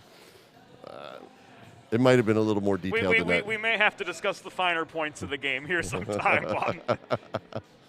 Yeah, I'll tell you. Well, you know, Delaware. Now you really want to move the puck around. Now the whole dinner is on the table, not just the turkey. Yeah. Oh heck yeah. And you know Jack you can Zimmer net front, Burns can't jam it in. Puck is loose, cleared out of harm's way, kept in by Chuma. Drexel penalty. There you assessed go. to number 11. Ben Burkhan. 2 minutes for slashing. Time of the penalty, 11:36 in the second period. Burkhan 2 for slashing at 11:36. You know, James, now with the two-man advantage, you really can be disruptive in front of that net. Now, it was pretty good there. They just needed, you know, maybe a little bit more on the tip, but good idea, you know. feed it through. Right now, what I don't like, there's nobody right in front. Now Burns is up on the edge of the crease as Jack Zimmer works the puck to Chuma. There you go. Burns the low man. Now Chuma's cutting back in. Shot from Jack Zimmer from long range. Kicked aside by O'Toole. Will Zimmer this time in from the left dot. Shot through traffic. Saved as well. Knocked out of harm's way by the Drexel iron triangle. Here's Will Zimmer back in now to the right corner. Will posting up behind the net. This is the second wave of the Delaware power play. Sidoriak coming in to relieve Jack Zimmer. Sid, top of the right circle. Throws it in close, sticked away by O'Toole. 20th Delaware shot. 10 seconds left on the two-skater advantage. Sidoriak bobbles the puck, loses the zone after Burns tried to set him up high. That's offside. And the re-entry is offside as Hulser jumped the gun a little bit on the line change with 7:06 to go in the second period. Yeah, that got a little sloppy there, didn't it, James? It was, you have a little bit more time than you think, and sometimes, like, I know Chuma was doing a good job in front of net, really taking the eyes away, but they didn't take advantage of that back door. No, they didn't take advantage of the net front area either, and that's what cost them in those few seconds. I should say there's a new gold standard for digital media solutions for small businesses. You saw the lower third on your screen. 412 Communications offers web and graphic design, social media consultation, public relations, writing and editing services, multimedia solutions now and more. 412communications.com, building bridges between brands and the people they serve. 16 seconds left on this Delaware power play. Hulser fires from the right point. Shot blocked close up. Guido comes down with the puck in the near corner. Dishes it to Sidoriak. Hulser was knocked off his feet net front. That battle for position at the top of the crease continues. O'Toole gives a shove to Hulser, but it matters not. The goal is in. I don't think O'Toole saw that shot at all. Again, it's going to sound like a broken record, right, James? Take the eyes away. Take the eyes away, take the eyes away, and that's exactly what Hulser did. Perfect screen. Sidoriak with a cross slot feed. There it is from the top of the right circle. Did it look to you, James, as if O'Toole saw that shot at all? No. Because I don't think he did. He didn't even really react. That thing was in the net. Usually when a goalie doesn't move and it's in the net, he didn't see it. And if he did, then he's really a slow goalie. Another goal for Delaware on the original Ozzy power play, and with 3 seconds left, too. We'll get the particulars momentarily. That was good. I think that Drexel took a Timeout. timeout. Drexel.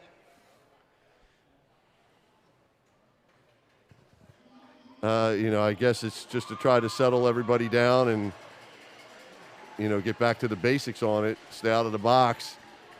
That was the biggest thing for Drexel. I mean, I'm not sure I would have taken a timeout to tell my guys to stay out of the box on that one, but maybe even at this level you have to remind them of the things like stay out of the box.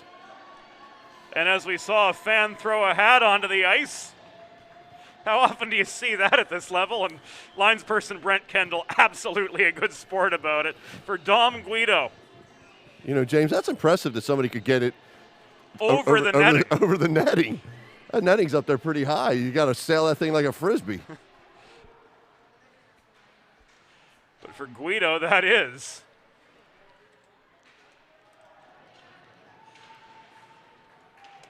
His third of the night. Dom Guido en fuego. Told you, feed him.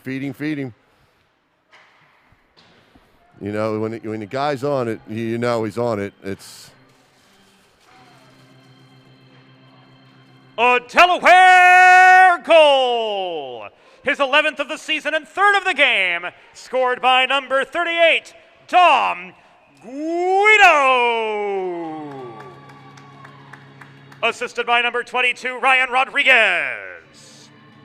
Time of the power play goal, 13 minutes, 33 seconds in the second period. Guido's 11th, third of the game from Rodriguez at 13:33. He's definitely hot right now, James.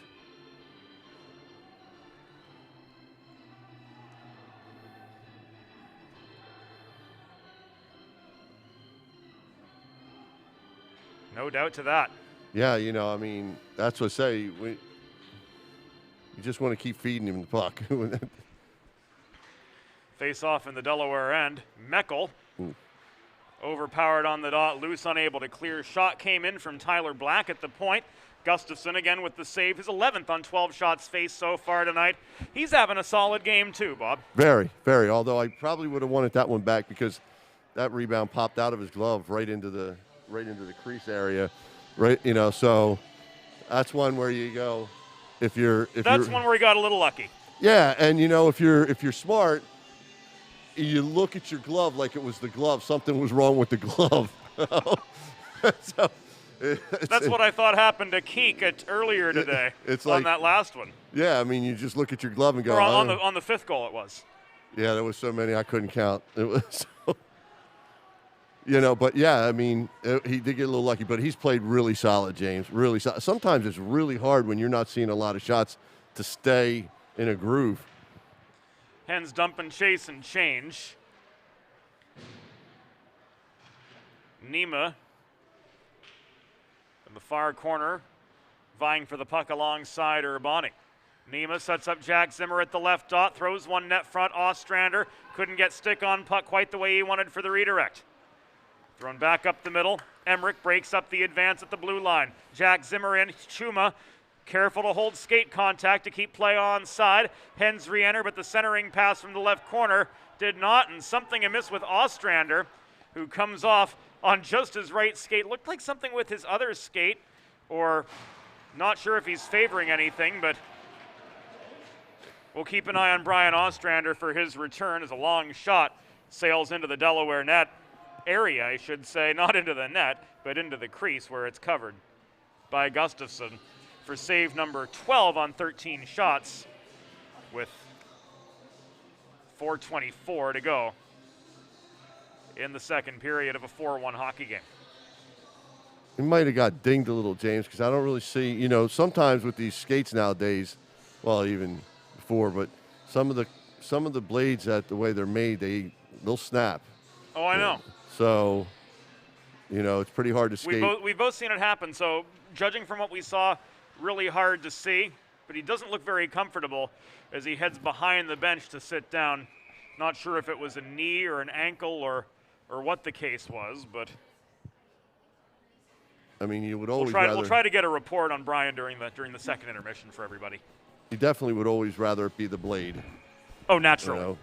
But maybe it's just one of those things that caught him, and a few minutes from now it'll be good as new. In the meantime, Hens working the attacking zone. Dosen gets taken down on the far corner by Coleman.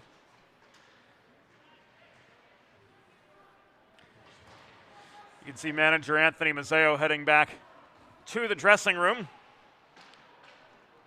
Meanwhile, Sidoriak lets a shot go from the right point, sticked into the air by O'Toole, ends up in the near corner and cleared by Mudrick, who subsequently lost his footing, and he doesn't look to be in the most comfortable of positions as he's taken down. Zimmer, run at by Burkhan as play migrates into the Delaware end with 3.5 minutes to go. In a 4-1 game, advantage Blue Hens. Dosen stripped of the puck by Castura. That's offside. As heading back to the bench, Evan Mudrick was inside the blue line as Castura came up the middle. No lenience there whatsoever. Talk about insult Mudrick to still injury. had skate contact with the ice. So the guy's limping along, trying to get off the ice. He happens to go across the blue line. They cross the blue line. So not only is he injured, he gets called for being offsides. That's a rough night, James, no matter how injured and a violation. Yeah, I mean, that's tough. No mercy. 200 seconds to go in the second period. This is the kind of urgency that we needed to see from this Delaware team last weekend, but they're certainly bringing it here, up 4-1. The passes are connecting. The odd man rushes, not plentiful, but enough of them. Net front feed to Hulser, denied by O'Toole. Beautiful save by O'Toole. Might even been two. That's that one that went outside. I thought that was going in for sure. Beautiful save.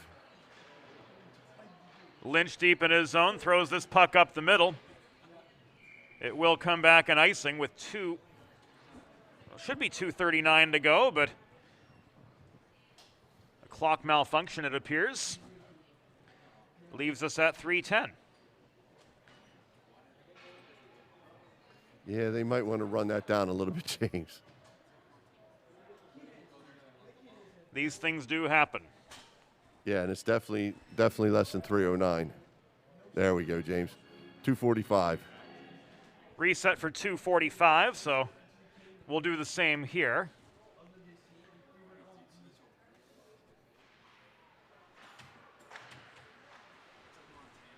Got it close anyway.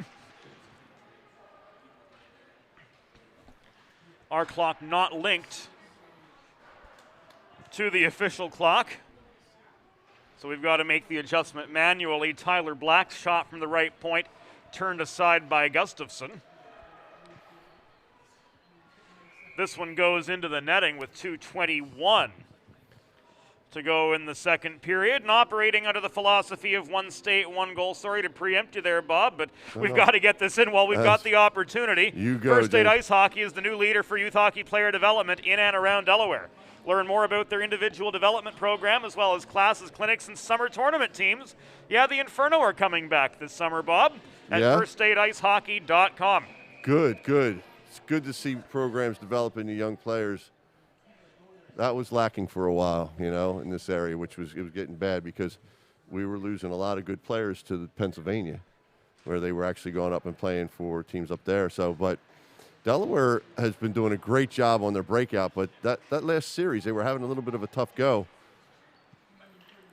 A little bit of a tough go. Stand-up goaltending from O'Toole as well. Just a rough sequence there for Delaware these last few minutes. Here's Heightshouse back in, up the right wing boards, turned to try to dodge a check. Behind his back, left the puck to Meckel in the near corner. Meckel tries to run the gauntlet from behind his own goal, gets tied up by Urbani. We're inside the final 2 minutes of the second period of a 4-1 hockey game. Meckel taken down in the corner amid a two-a-side battle for the puck. Heightshouse getting into a bit of a jousting match with Lindvall away from the puck. The battle continues on. Well off the play. Meanwhile, 4-on-3 for Drexel will stay with the play. As still tied up behind were Urbani and Meckel. No shot opportunity there for the Dragons. As Jack Zimmer works the puck forward up the near boards. Meisinger holds his ground, confronted by Kuhl at the mid-half wall. Nema, far side. Threw the puck in, cross-ice pass intended for Jack Zimmer from just inside the line, tipped into neutral territory, floated back in. 1 minute remaining in the period. In minute restant dans la période. Straubinger through traffic along the surface of the ice. Easy block shot there for Wyeth Kuhl. He walks it up the left wall, in over the Delaware blue line, tips it to Castura. Plenty of commotion in front of the Delaware net. Straubinger hustling back to clog up the slot area. Here's Hulser the other way. Drop pass. Emmerich wide of the right post. Puck caroms to the far point. Maintained by Sidoriak. Blocked down in the mid slot by the stick of Wyeth Kuhl. Hulser far corner. Final 25 seconds of the second period. Hens looking for one for the thumb. Do Hens even have thumbs, I wonder? Yes. But so far, their momentum here in the second period, spectacular. Couldn't keep it going for a fifth. Penalty coming up on Sidoriak as Castura draws the trip. That's a tough one with only about 9 seconds left to go. He just went to poke check, and you didn't know which came first. Speaking of Hens, the chicken or the egg, did his stick get the blades first, or did the blade skate into the stick as he was poking? So that's always a tough one to tell. But either way, Delaware's got to kill nine Delaware seconds. trash can cleaning penalty kill coming up, and it'll straddle the second intermission. That's always, that's a good thing. You like it broken up, although you'd like it maybe a little bit more than 9 seconds. But hey, the good news for Delaware, when they come back at the beginning of the third period, they'll be guaranteed a center faceoff. Yes. Delaware penalty assessed to number 20, Ivan Sidoriak. 2 minutes for tripping. Time of the penalty, 19 minutes 50 seconds in the second period. Sidoriak 2 for tripping at 19:50. Through 2 periods, the score, your Delaware Blue Hens 4, Drexel Dragons 1. Second period shots on goal. Delaware 12 for a 2-period total of 23. Drexel 10 for a 2-period total of 14.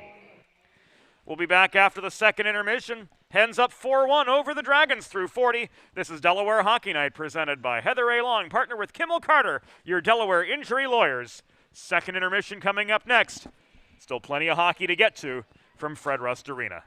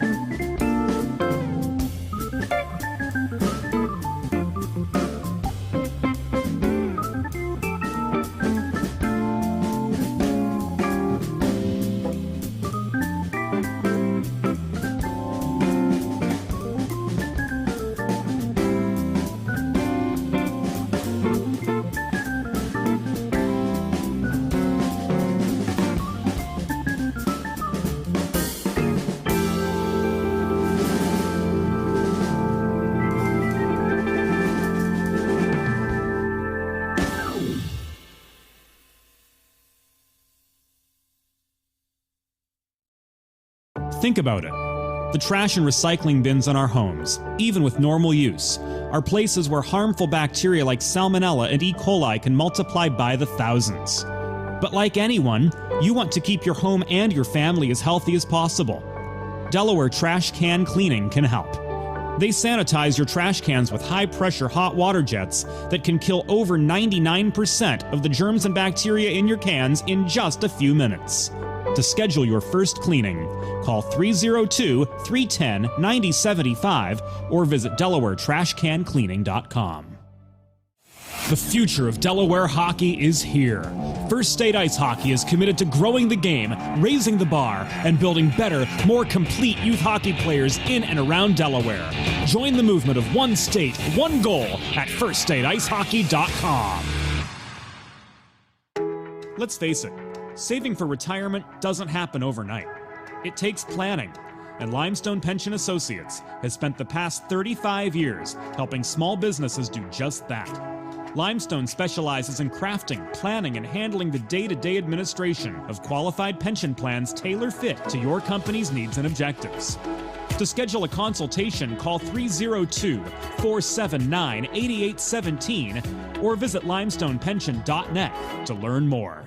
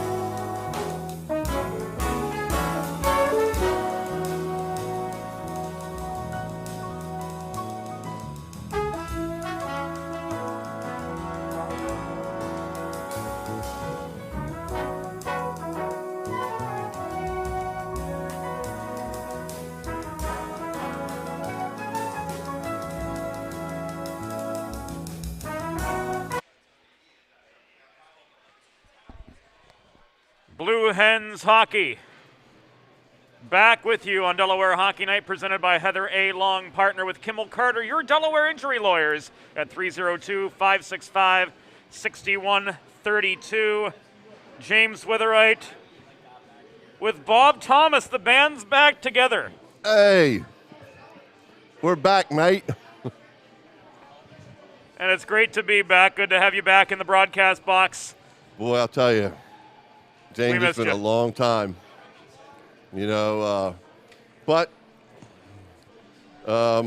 like an old mule, just keep plowing along.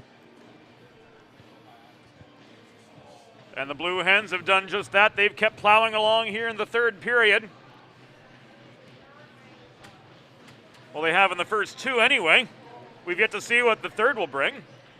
But the third period brought to you tonight by the Ostrander family. Proud supporters of Delaware hockey and Delaware Hockey Night the past 4 seasons. Hens on the penalty kill for another 100 seconds thereabouts from right now. After the Ivan Sidoriak tripping minor at 19:50 in the second, if you're just joining us, you'll see those particulars in the upper left-hand corner of your monitor.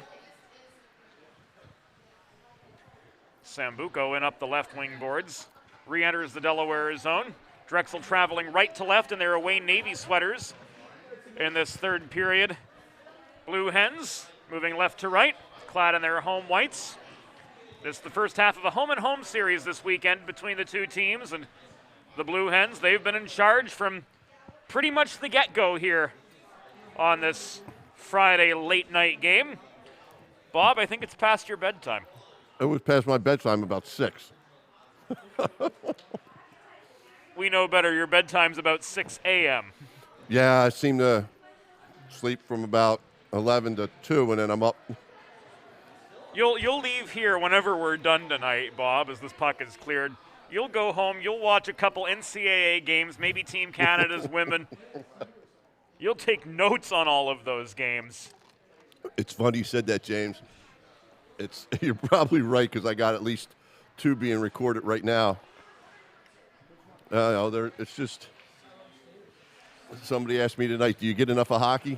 Is that even possible? Jinx, show me a Coke. No, it's not. Good thing that's all I owe you, Bob. Puck cleared again. Sidoriak's penalty has expired. Another really good kill, James. Real good kill. Loose recovering the puck deep in the Delaware end to Straubinger up the right side to Luke Dosen. He hits Will Zimmer on the cross ice pass, tipped now to Burns. Great puck movement there as the Hens work their way down ice. However, Will Zimmer in the far corner lost his opportunity to really do anything with it. A few members of the undefeated as yet University of Delaware women's ACHA team in the house tonight. Boy, they'll resume their season next week. An unforgettable to this point year for the ladies team. Shot from Burns goes into the netting.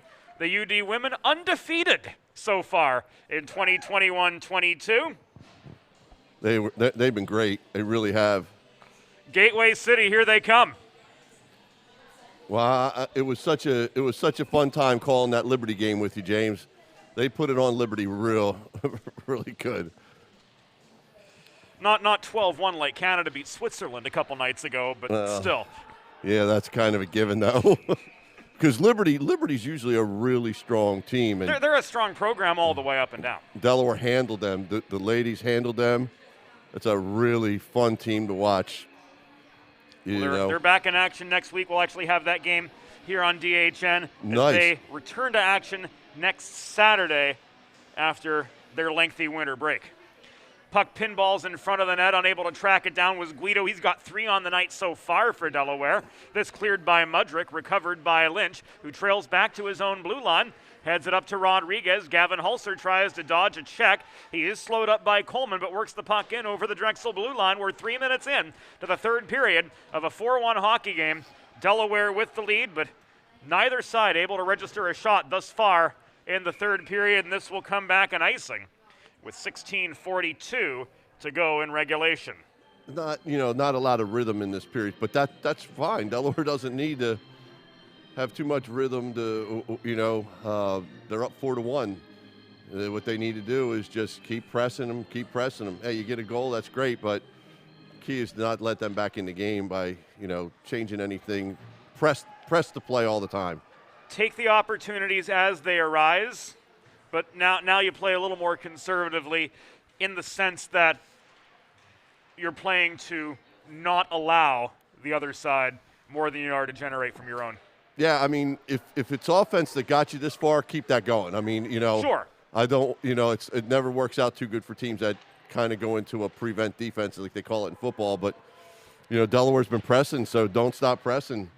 But you can't have offense without a solid defense. Oh, and so far absolutely. they've had that tonight. They've really the transition game's been terrific. The D has been really strong, and it's good to watch because like you said, it was a tough weekend last weekend for them, and they obviously right now, at least at this point, they've rebounded really well. They needed to come out swinging. What I'd like to see is a little more production from the bottom six. We've had Guido step up to the top line, really carry his share of the weight with 3 goals. Chuma doing his part too for the defensive side of the score sheet. But let's see those bottom 2 lines try to get some productivity. That's really important, especially going into the end of the season. We like that. But I always tell players, look, if you're not getting on the score sheet, what are you doing to help your team? And that's usually, hey, I'm shutting down the other team's best player. I'm shutting down the line that we're going against. And that's real important too, because stopping goals is as big as scoring them. Chuma's a great example of that most nights. On your Salesianum team, for those of you who saw the earlier game tonight, Eamon Schofield has really stepped up in a big way to do just that. We don't see his name on the score sheet that often, but he's a big playmaker in his own zone. His transition game's gotten a lot better. Yeah, the D-Corps they had a really rough night tonight, James, and we'll go over a lot of that stuff in practice and get it ironed out. They just, it's you got to play the man in front. You got to take the stick away, and we just didn't do that tonight. Here's Sambuco challenged by Jack Zimmer, driven to the corner. Couldn't get a clean centering pass off, and this puck sails back to the red line where it's floated in by Nick Urbani. Gloved down by Gustafsson. Wasn't a shot on goal. That was headed wide of the post. And Sidoriak carries it as far as center before slamming the puck in hard the other way. We are just past the 5-minute mark of this third period at Fred Rust Arena. Delaware with a 4-1 lead, and now with the zone as Sidoriak was fed the puck at the point by Heightshouse, shaking his head on his way back. And the Hens find themselves back behind enemy lines once again. Under the onslaught of the Dragons, Meckel trying to pinch past Kazitsky, throws the puck into the netting and out of play up the near boards. Again, Delaware's doing exactly what they need to do. Just solid D. I know sometimes people say, well, that's kind of boring, but no, it's not. It takes skill to be able to, shut other teams down like that. It's just not a given. Hard work, James. That's what it is. And defense is harder on the big ice. You've got to consider that too. You got to remember the first time I skated on an Olympic rink. I thought I was skating across the Atlantic Ocean. It's big. The Mudrick shot was wide, and the confrontation continues after the whistle as Straubinger and Bell have to be separated by James Moose Usyk. Bell getting a personal escort to the infraction chamber. Gustafsson reunited with his helmet, and Straubinger there with him. Face-off appears to be coming in the neutral zone after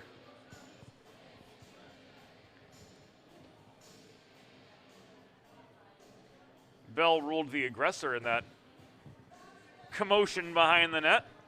Yeah, James, I looked away to see what was going on up ice, and I really didn't see it. When I looked back, it was the aftermath. I think the aftermath really of just a pretty heated net front area. And but anytime a beyond guy, that, anytime a guy, runs into your goalie and takes his mask off, that's that's going to get some special attention from usually the D-corps. No doubt. So we'll see what goes here. Delaware power play, James, and boy, if they can put one in here. Not saying the game's over because I'm one of those people who believe you play up to the last second, but it'll make it really tough for Drexel to come interference. back. There we go. Yeah, I mean, usually goalies' helmets or masks don't come off by, anything usually but somebody running into them like that or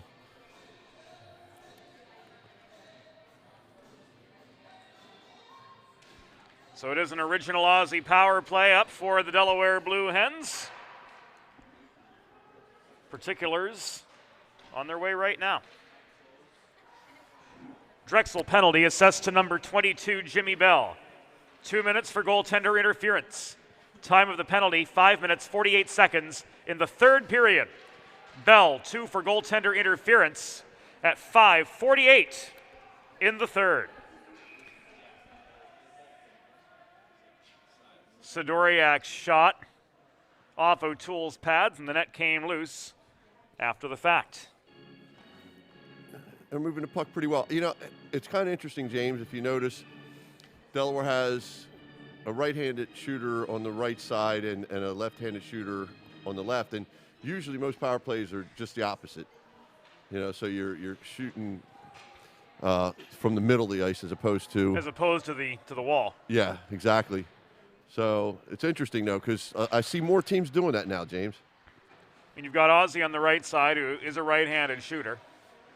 Guido on the other hand, left-handed shot, now posting up in the corner as the puck is cleared again, this time by Urbani from deep in the Drexel zone. Gustafsson vacating the crease to play the puck under a forechecking Emil Lindvall, was forced to backhand it out of harm's way to the other side.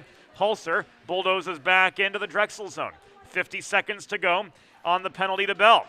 Drop pass to Sidoriak, holding center point to Guido. Back high to Sid. Ostrander steps up to the dot through the slot. Rodriguez couldn't get stick on puck. Bodies fall net front. McGinley taken out in that battle for net front position. Here's Sidoriak again. Across to Rodriguez. Looks slapper. That one thrown into the slot. And play whistle dead as the extracurriculars and pinochle plans continue on. I don't think so. I think it's brisket. You think it's the brisket, eh? I do. I think that commercial got them all hungry, and they're out there now saying, what do you want? And he said, well, let me show you. When I flip your stick up like that, that's how I want my brisket cut. Maybe. Make that truly all-American meal the centerpiece of your next team event or special occasion. I'm trying to give him subtle hints to deliver it here for us, James. So, but I think it's Sid's Barbecue and Jerky, Suite C26 in the Tri-State Industrial Center on Ridge Road, Claymont. Open Monday through Saturday. Place a catering order. Call 302-439-4937 or visit sidsbbqandjerky.com. Help, Sid, help. Nice. So coincidental minors issued at that last stoppage, as we saw Hulser head off and another Drexel player as well. Once we get that information, we'll pass it along your way. Meanwhile, final 5 seconds of this original Ozzy power play for Delaware. Will Zimmer looked shot. It was blocked from the left dot, and subsequently, no, it wasn't cleared. I think they might get maybe both of them, but I know that they might get Chuma for a slash to knock the stick out of the guy's hand. Out of McGinley? Yeah, but I don't know if they could get both of them because it looked like it was, McGinley came. Yep, they're both going to go. Yeah. It was a slash and probably a slash and a trip.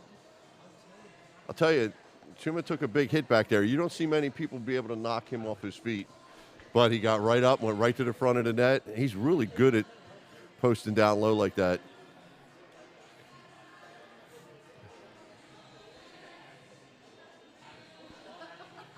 So we are going to go 4-on-4 as a result. Wait a minute. No, there was a man in the box, so we can't go 4-on-4. No, it should be. It's. Oh, now it is getting confusing. No, it's right. No, it's right because there was no time on the board. That's right. We were 5-on-5. The coincidental minors before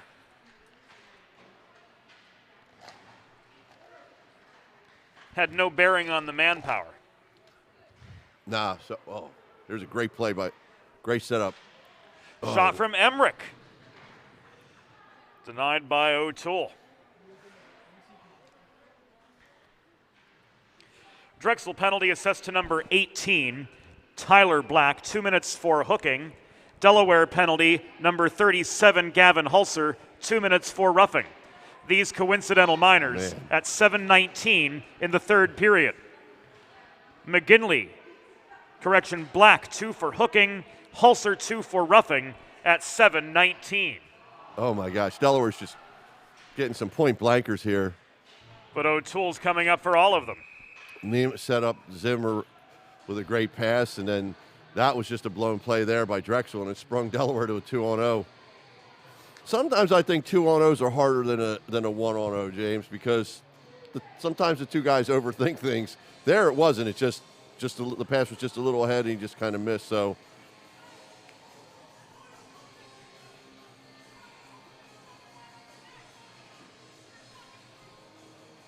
looks like. And Todd Mittelmeyer is not pleased. No, not at all. But another penalty against Delaware. Burns. And honestly, I didn't see what it was, James. For a slash at 8:58. So, here's the thing. You're up 4-1. And I know it can get like, well, you didn't call the one on the other. But the old saying is the retaliations always get caught. Oh, he's always going to get it. So, if you're up 4-1, you don't want to give Drexel even a sniff of hope. And the way to do that is, one, stay out of the box. Don't retaliate. You're up 4-1. Delaware penalty. Assessed to number 10, Ryan Burns. 2 minutes for slashing. Time of the penalty, 8 minutes, 58 seconds in the third period. Burns 2 for slashing at 8:58. Solid save by Gustafsson on that. Absolutely. It's again. Here it comes again. Set up from the point. Shot thrown in by Berghan. Gustafsson can see that all the way. Yep. No doubt. Right in the breadbasket, right? Exactly.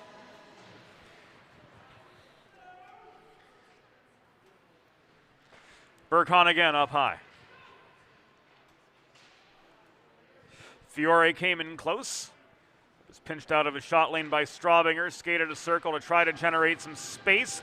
Lined one up in the slot from 35 feet away. Shot was wide.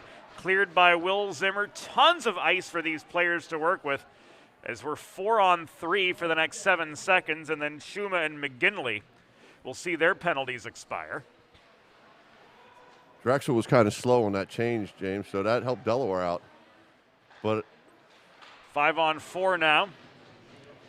For the next 56 seconds, we're past halfway in the third period. Delaware 4, Drexel 1. They meet again tomorrow, and we'll be there in Philadelphia to bring you all the action. Urbani failed to glove the puck down at the point. Dosen pushes him deep into the Drexel end. They're tied up in the corner. Coming in from an angle was Cool to challenge them. And we see the interference signal from Sean Milligan. That was all. With 9:37 to go. That was all hard work by Dosen right there.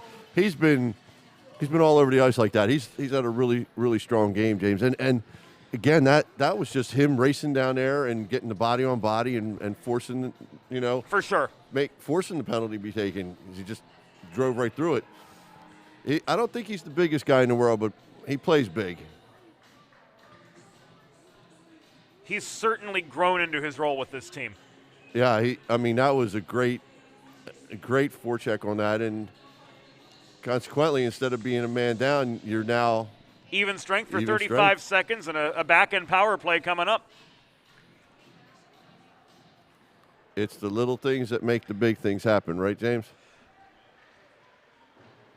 Take care of the little things, and the big things take care of themselves. You got Isn't it. that the saying? Yep, and that was it. I mean, you think, oh, well, it's just a forecheck. No. 2 minutes for interference. Time of the penalty, 10:23 in the third period. Yeah, I was going to say Delaware wants them to touch that on that one. They get a little bit more time on the additional.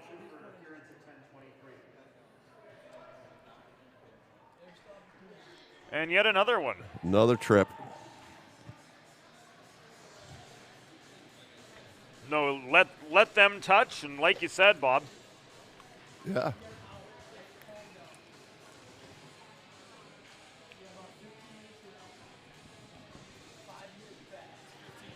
give yourself as much time with the extended advantage as Almost. possible. Yeah, for sure. It's like, the old thing. Have a nice trip, see you in the box. Oh, what a great save right there by O'Toole. Drexel penalty assessed to number 12, Brett Coleman, 2 minutes for tripping. Time of the penalty, 10 minutes, 47 seconds in the third period. Coleman, 2 for tripping at 10:47. This is a golden opportunity for So a Delaware two-man right now. original Ozzy power play Yeah, I mean, for the Blue Hens. There's Sidoriak. It's in. Guido again. telling you just got to keep feeding him. James, that was tough because O'Toole made the save, but that puck had eyes. It just kind of trickled through him. Guido was pointing to Sid on that one, too. So he thought Sid had that one. We'll take another look. Yeah, I think he might have, James. I think that might have come through the point and just kind of had eyes when it got through. I think it did. I think it just rolled off of O'Toole. Yep, Guido's pointing to Sid on that one. And Delaware still got time on the second half of this. Yep, they've still got a minute and 22 seconds on the power play as this goal comes at 11:25. Boy, that makes the mountain even bigger for Drexel to climb.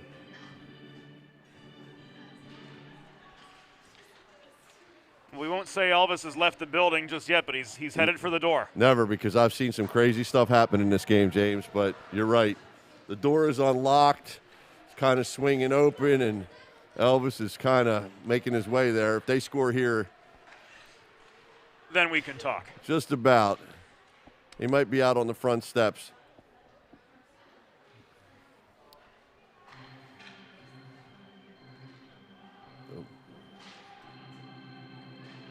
A Delaware goal! His fourth of the season, scored by number 20, Ivan Sidoriak. Assisted by number 22, Ryan Rodriguez. Time of the power play goal, 11 minutes, 25 seconds in the third period. Sidoriak's fourth from Rodriguez at 11:25. A power play goal. Face off to the left of Gustafsson. Won by Will Zimmer. Left to Jack Zimmer. Still 35 seconds to go on this original Ozzy power play for the Hens. Nema leads the second wave. He stops in the left corner. Chuma posting up net front. Cross slot pass intended from Will Zimmer for Colin Emmerich, broken up by the other 28, Kazitsky. Kazitsky 2-on-2. Throws one off his backhand. This covered up by Gustafsson for a pause and play with 7:28 to go in regulation. Colonial Motors is celebrating over 25 years in the automotive industry in Delaware. And they feature a vast array of pre-owned cars, perfect for every purpose and budget. Visit their 3 convenient Central Delaware locations, Townsend, Smyrna, and Camden, or online at colonialmotorsinc.com. Hens attempt to work out of their zone, but getting a taste of the same penalty killing that they've put up against Drexel. The Dragons really stepping up well, they're in a position now where they have to take risks. Shot from the left point of Nick Urbani, covered by Gustafsson. Mecca with a big hit on Urbani. I think that's the second time he's taken a really tough hit today. And Urbani covered in snow as he heads off to the he's to the bench. A lot of bags of ice for him tonight. No doubt.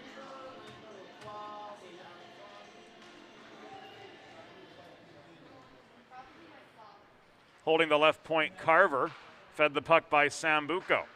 Thrown through the slot from Black. It was tipped off its target. Meisinger chases down the loose puck to Meckel. Now ahead to Heitzhaus. He beat his man. Heitzhaus and shot. No, off the pads of O'Toole. Great breakaway generated there by the Buffalonian, but not to be, Bob.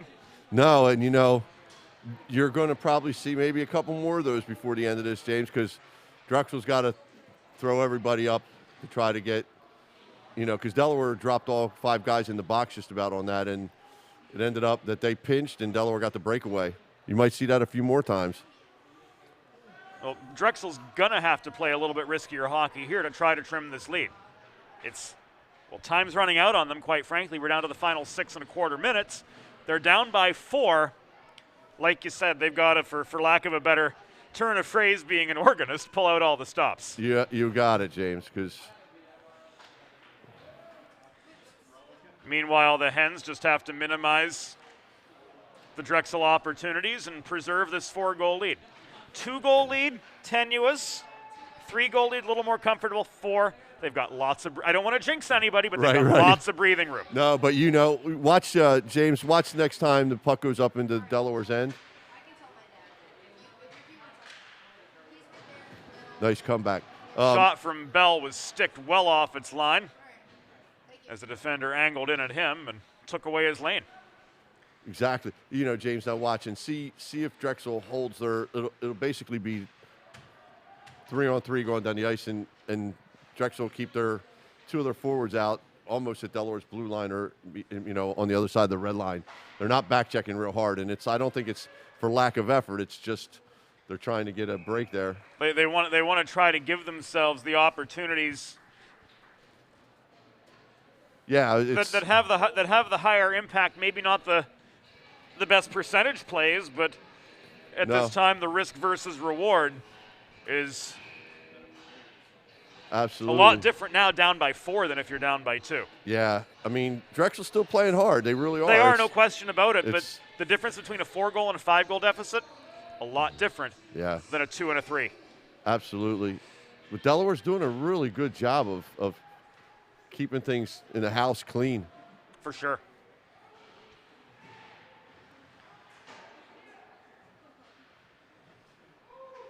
Puck floated by Chuma up the near side. He gets it back. Lindvall pursued, but he gives up a 2-on-1. Close-up shot from Kaczynski and a good save by Corbin Gustafsson, keeping this a 5-1 hockey game. Gustafsson's 19th save and 20 shots faced so far tonight. We're down to the final 4.5 minutes of this contest, and these two teams will meet again tomorrow. Another Gustafsson save coming with 4:27 to go. And looking ahead at tomorrow, it will be Delaware and Drexel will be live from the class of 1923 arena. We'll be bringing the road fly pack. Boy, that's a classic. That's a classic rink. We're not taking all the gear with us. Oh Lord, no. The backpackers version. Yeah, remember the trip up in the Fiat with your stuff? That was pretty good. Well, we get to do that Monday. It fit. Ostrander shot, no! Oh, nice save by O'Toole. Beautiful setup in the slot too. It's almost getting a little bit like run and gun right now, isn't it? Well, both ways, for sure. Yeah. I mean, it's like let's just have some fun. And this is what we're used to seeing at the beginning of the hockey game. Right. I can understand Drexel doing it, but I think Delaware. You think Delaware would lay back a little bit more and play a more defensively minded game, but not squander the opportunities that avail them. Right. Well, like I said, if it got There's you there, keep going. Castura working up the right wing boards, but Straubinger got the better of him after Emmerich offered ample resistance at the half wall. Shot from the left point, and Carver was well off its target. Sidoriak races the puck to the near corner. McGinley tries to haul him down. Meckel reaches for the puck. Pitchforks it out from between their feet. Up the near side, now Meckel slowed up by Sambuco. Puck rolls behind the net again. Sambuco ricochets it off the far boards. Cole looked one-timer at the right point, thought better of it. Instead floated the puck down low to try to generate a higher percentage shot. Meckel checked off his feet by Sambuco, coming up with the puck and working free was Straubinger, advancing to Ostrander, who takes a late hit from Castura in front of the scorer's box. 3:10 to go. Elvis, I think, is probably making his way to the exit now. I think he's on the front porch. You know, it's close, that's for sure. 2:55. 2-on-2 for the Dragons. Cross ice feed to Lindvall, crashing the net. Wow. Was Kazitsky. Perfect centering pass for him. Kazitsky was all alone on the welcome mat, too. Yeah, I mean, he just slipped. But Gustafsson right there. Yeah. Kazitsky, you were alluding, lost his footing. I think he scored, James. You think? Yeah. Yes, he did. Yeah, it slipped through. But, yeah, he lost his footing, and he went in. I mean, it looked like Gustafsson had it. From this angle, it sure did. Yeah, but I think it was just like Delaware's fifth goal. It had eyes. It just kind of crept in. But, again, Delaware's getting a little loose there. You know, there's no need for that. And you know, I mean, you're cruising along, and, again, the chances of Drexel coming back on it is pretty slim, but it's their back check there was kind of loosey-goosey, and that didn't help their cause at all. Well, you know, even if Drexel had no chance of coming back, you want to work on things like being able to shut teams down, like sure. End it. Just, you know, but they end it right now, that kind of thing. Yeah, I mean, Drexel's had more scoring chances in the last 5 minutes than they had in a big portion of the game. And Delaware just took a penalty on top of that. Drexel goal, his sixth of the season, scored by number 28, Anton Kazitsky. Assisted by number 17, Emil Lindvall.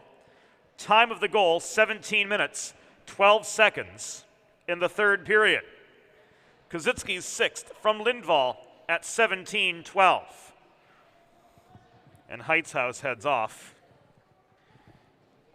You know, 2.5 minutes to go. If Drexel was down by 2, I think they might pull O'Toole, but I think in this situation it's the 3, so probably not. No, at this point you've still got to stay a little bit conservative anyway. Well, I'll tell you, if Drexel scores here, especially shorthanded because there's no risk for the icing. If Delaware scores here, or I mean, if Drexel scores here, it could get interesting with, you know, a couple minutes left. There it is. What a save. There it isn't. I'll tell you what.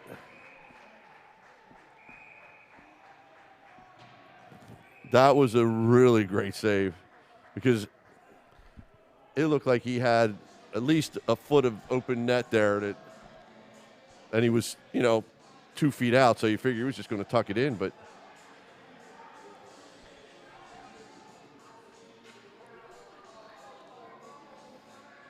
Castura's not happy. Wow.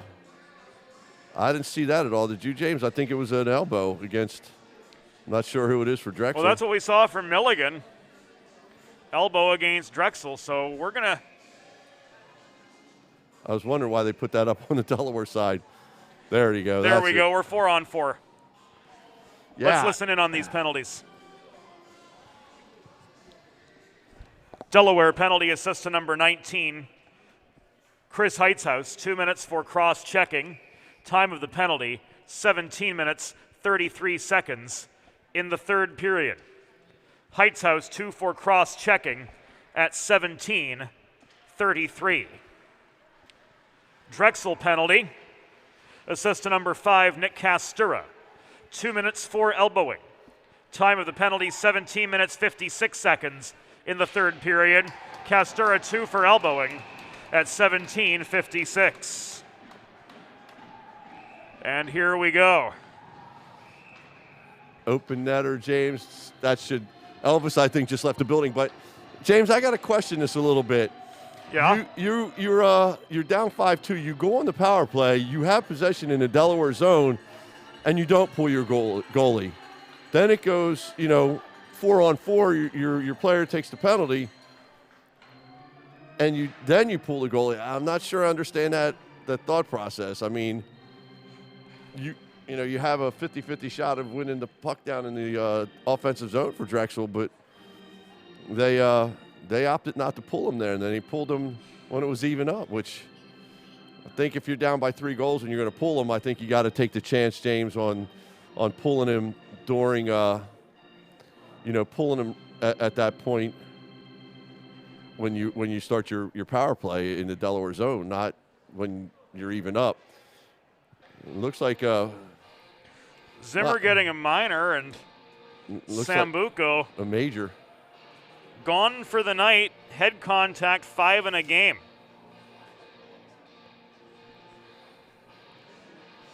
And that's all pretty much just, as they would Zimmer say, roughing. Window dressing now, because it's just to keep everything under control.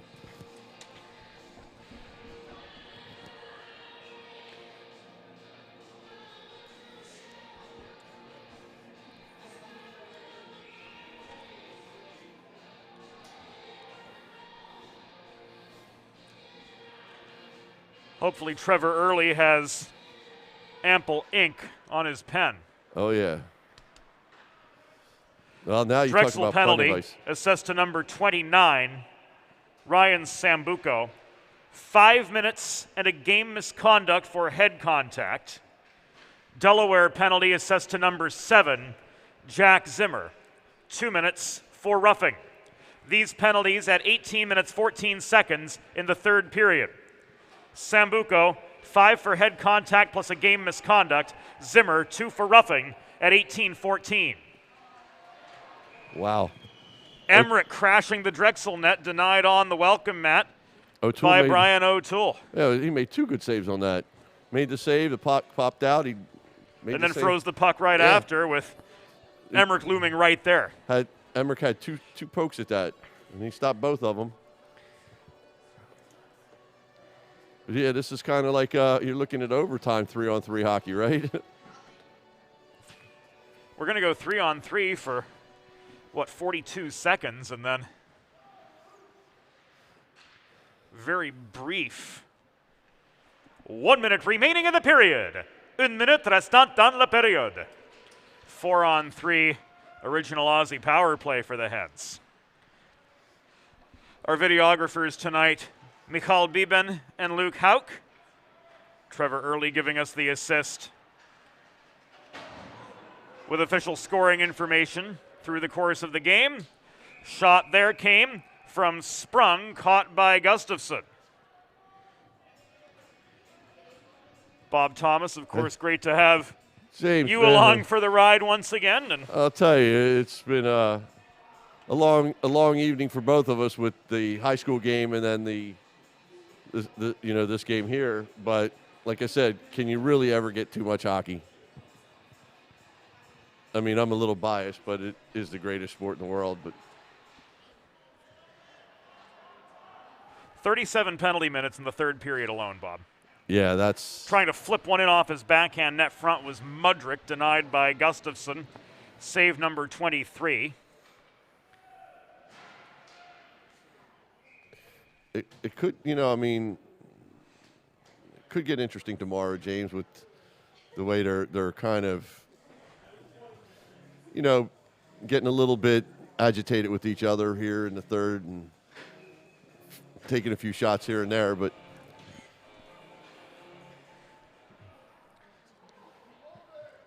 I mean, these are generally both very well-disciplined teams, and they play the game the right way. Yeah, I mean, Delaware, final 8 seconds. Delaware really rebounded well from the tough weekend. I mean, Elvis is definitely out of the building now, James. And that will absolutely do it. The Blue Hens bounce back. They beat Drexel 5-2. The strength of a Dom Guido hat trick will send the Hens to Philadelphia on a winning note. Ladies and gentlemen, your final score. Your University of Delaware Blue Hens 5, Drexel University Dragons 2. It's time for the 3 stars of the game, as presented by Sid's Barbecue and Jerky. Tonight's third star of the game, recording 23 saves on 25 shots on goal. For your Delaware Blue Hens, number 30, Corbin Gustafsson. Tonight's number 2 star with 3 assists for the Delaware Blue Hens, number 22, Ryan Rodriguez. And tonight's number 1 star of the game, leading your Blue Hens with a hat trick, number 38, Dom Guido. Your Hens are back in action tomorrow, facing off at the Class of 1923 Arena against Drexel. Game time 7:40 p.m. It will air on Delaware Hockey Night TV as well. For Bob Thomas, Michal Bieben, Luke Hauk, the entire crew, and for Mark McClure, Joe Sindoni, Kate Murphy, Alicia Cheney, Curtis MacDonald, everybody else with a hand behind the scenes. The Delaware Hockey Night broadcast, James Witherite thanking you for your company tonight, and we'll see you again tomorrow from the city of brotherly love. Good night from Delaware Hockey Night.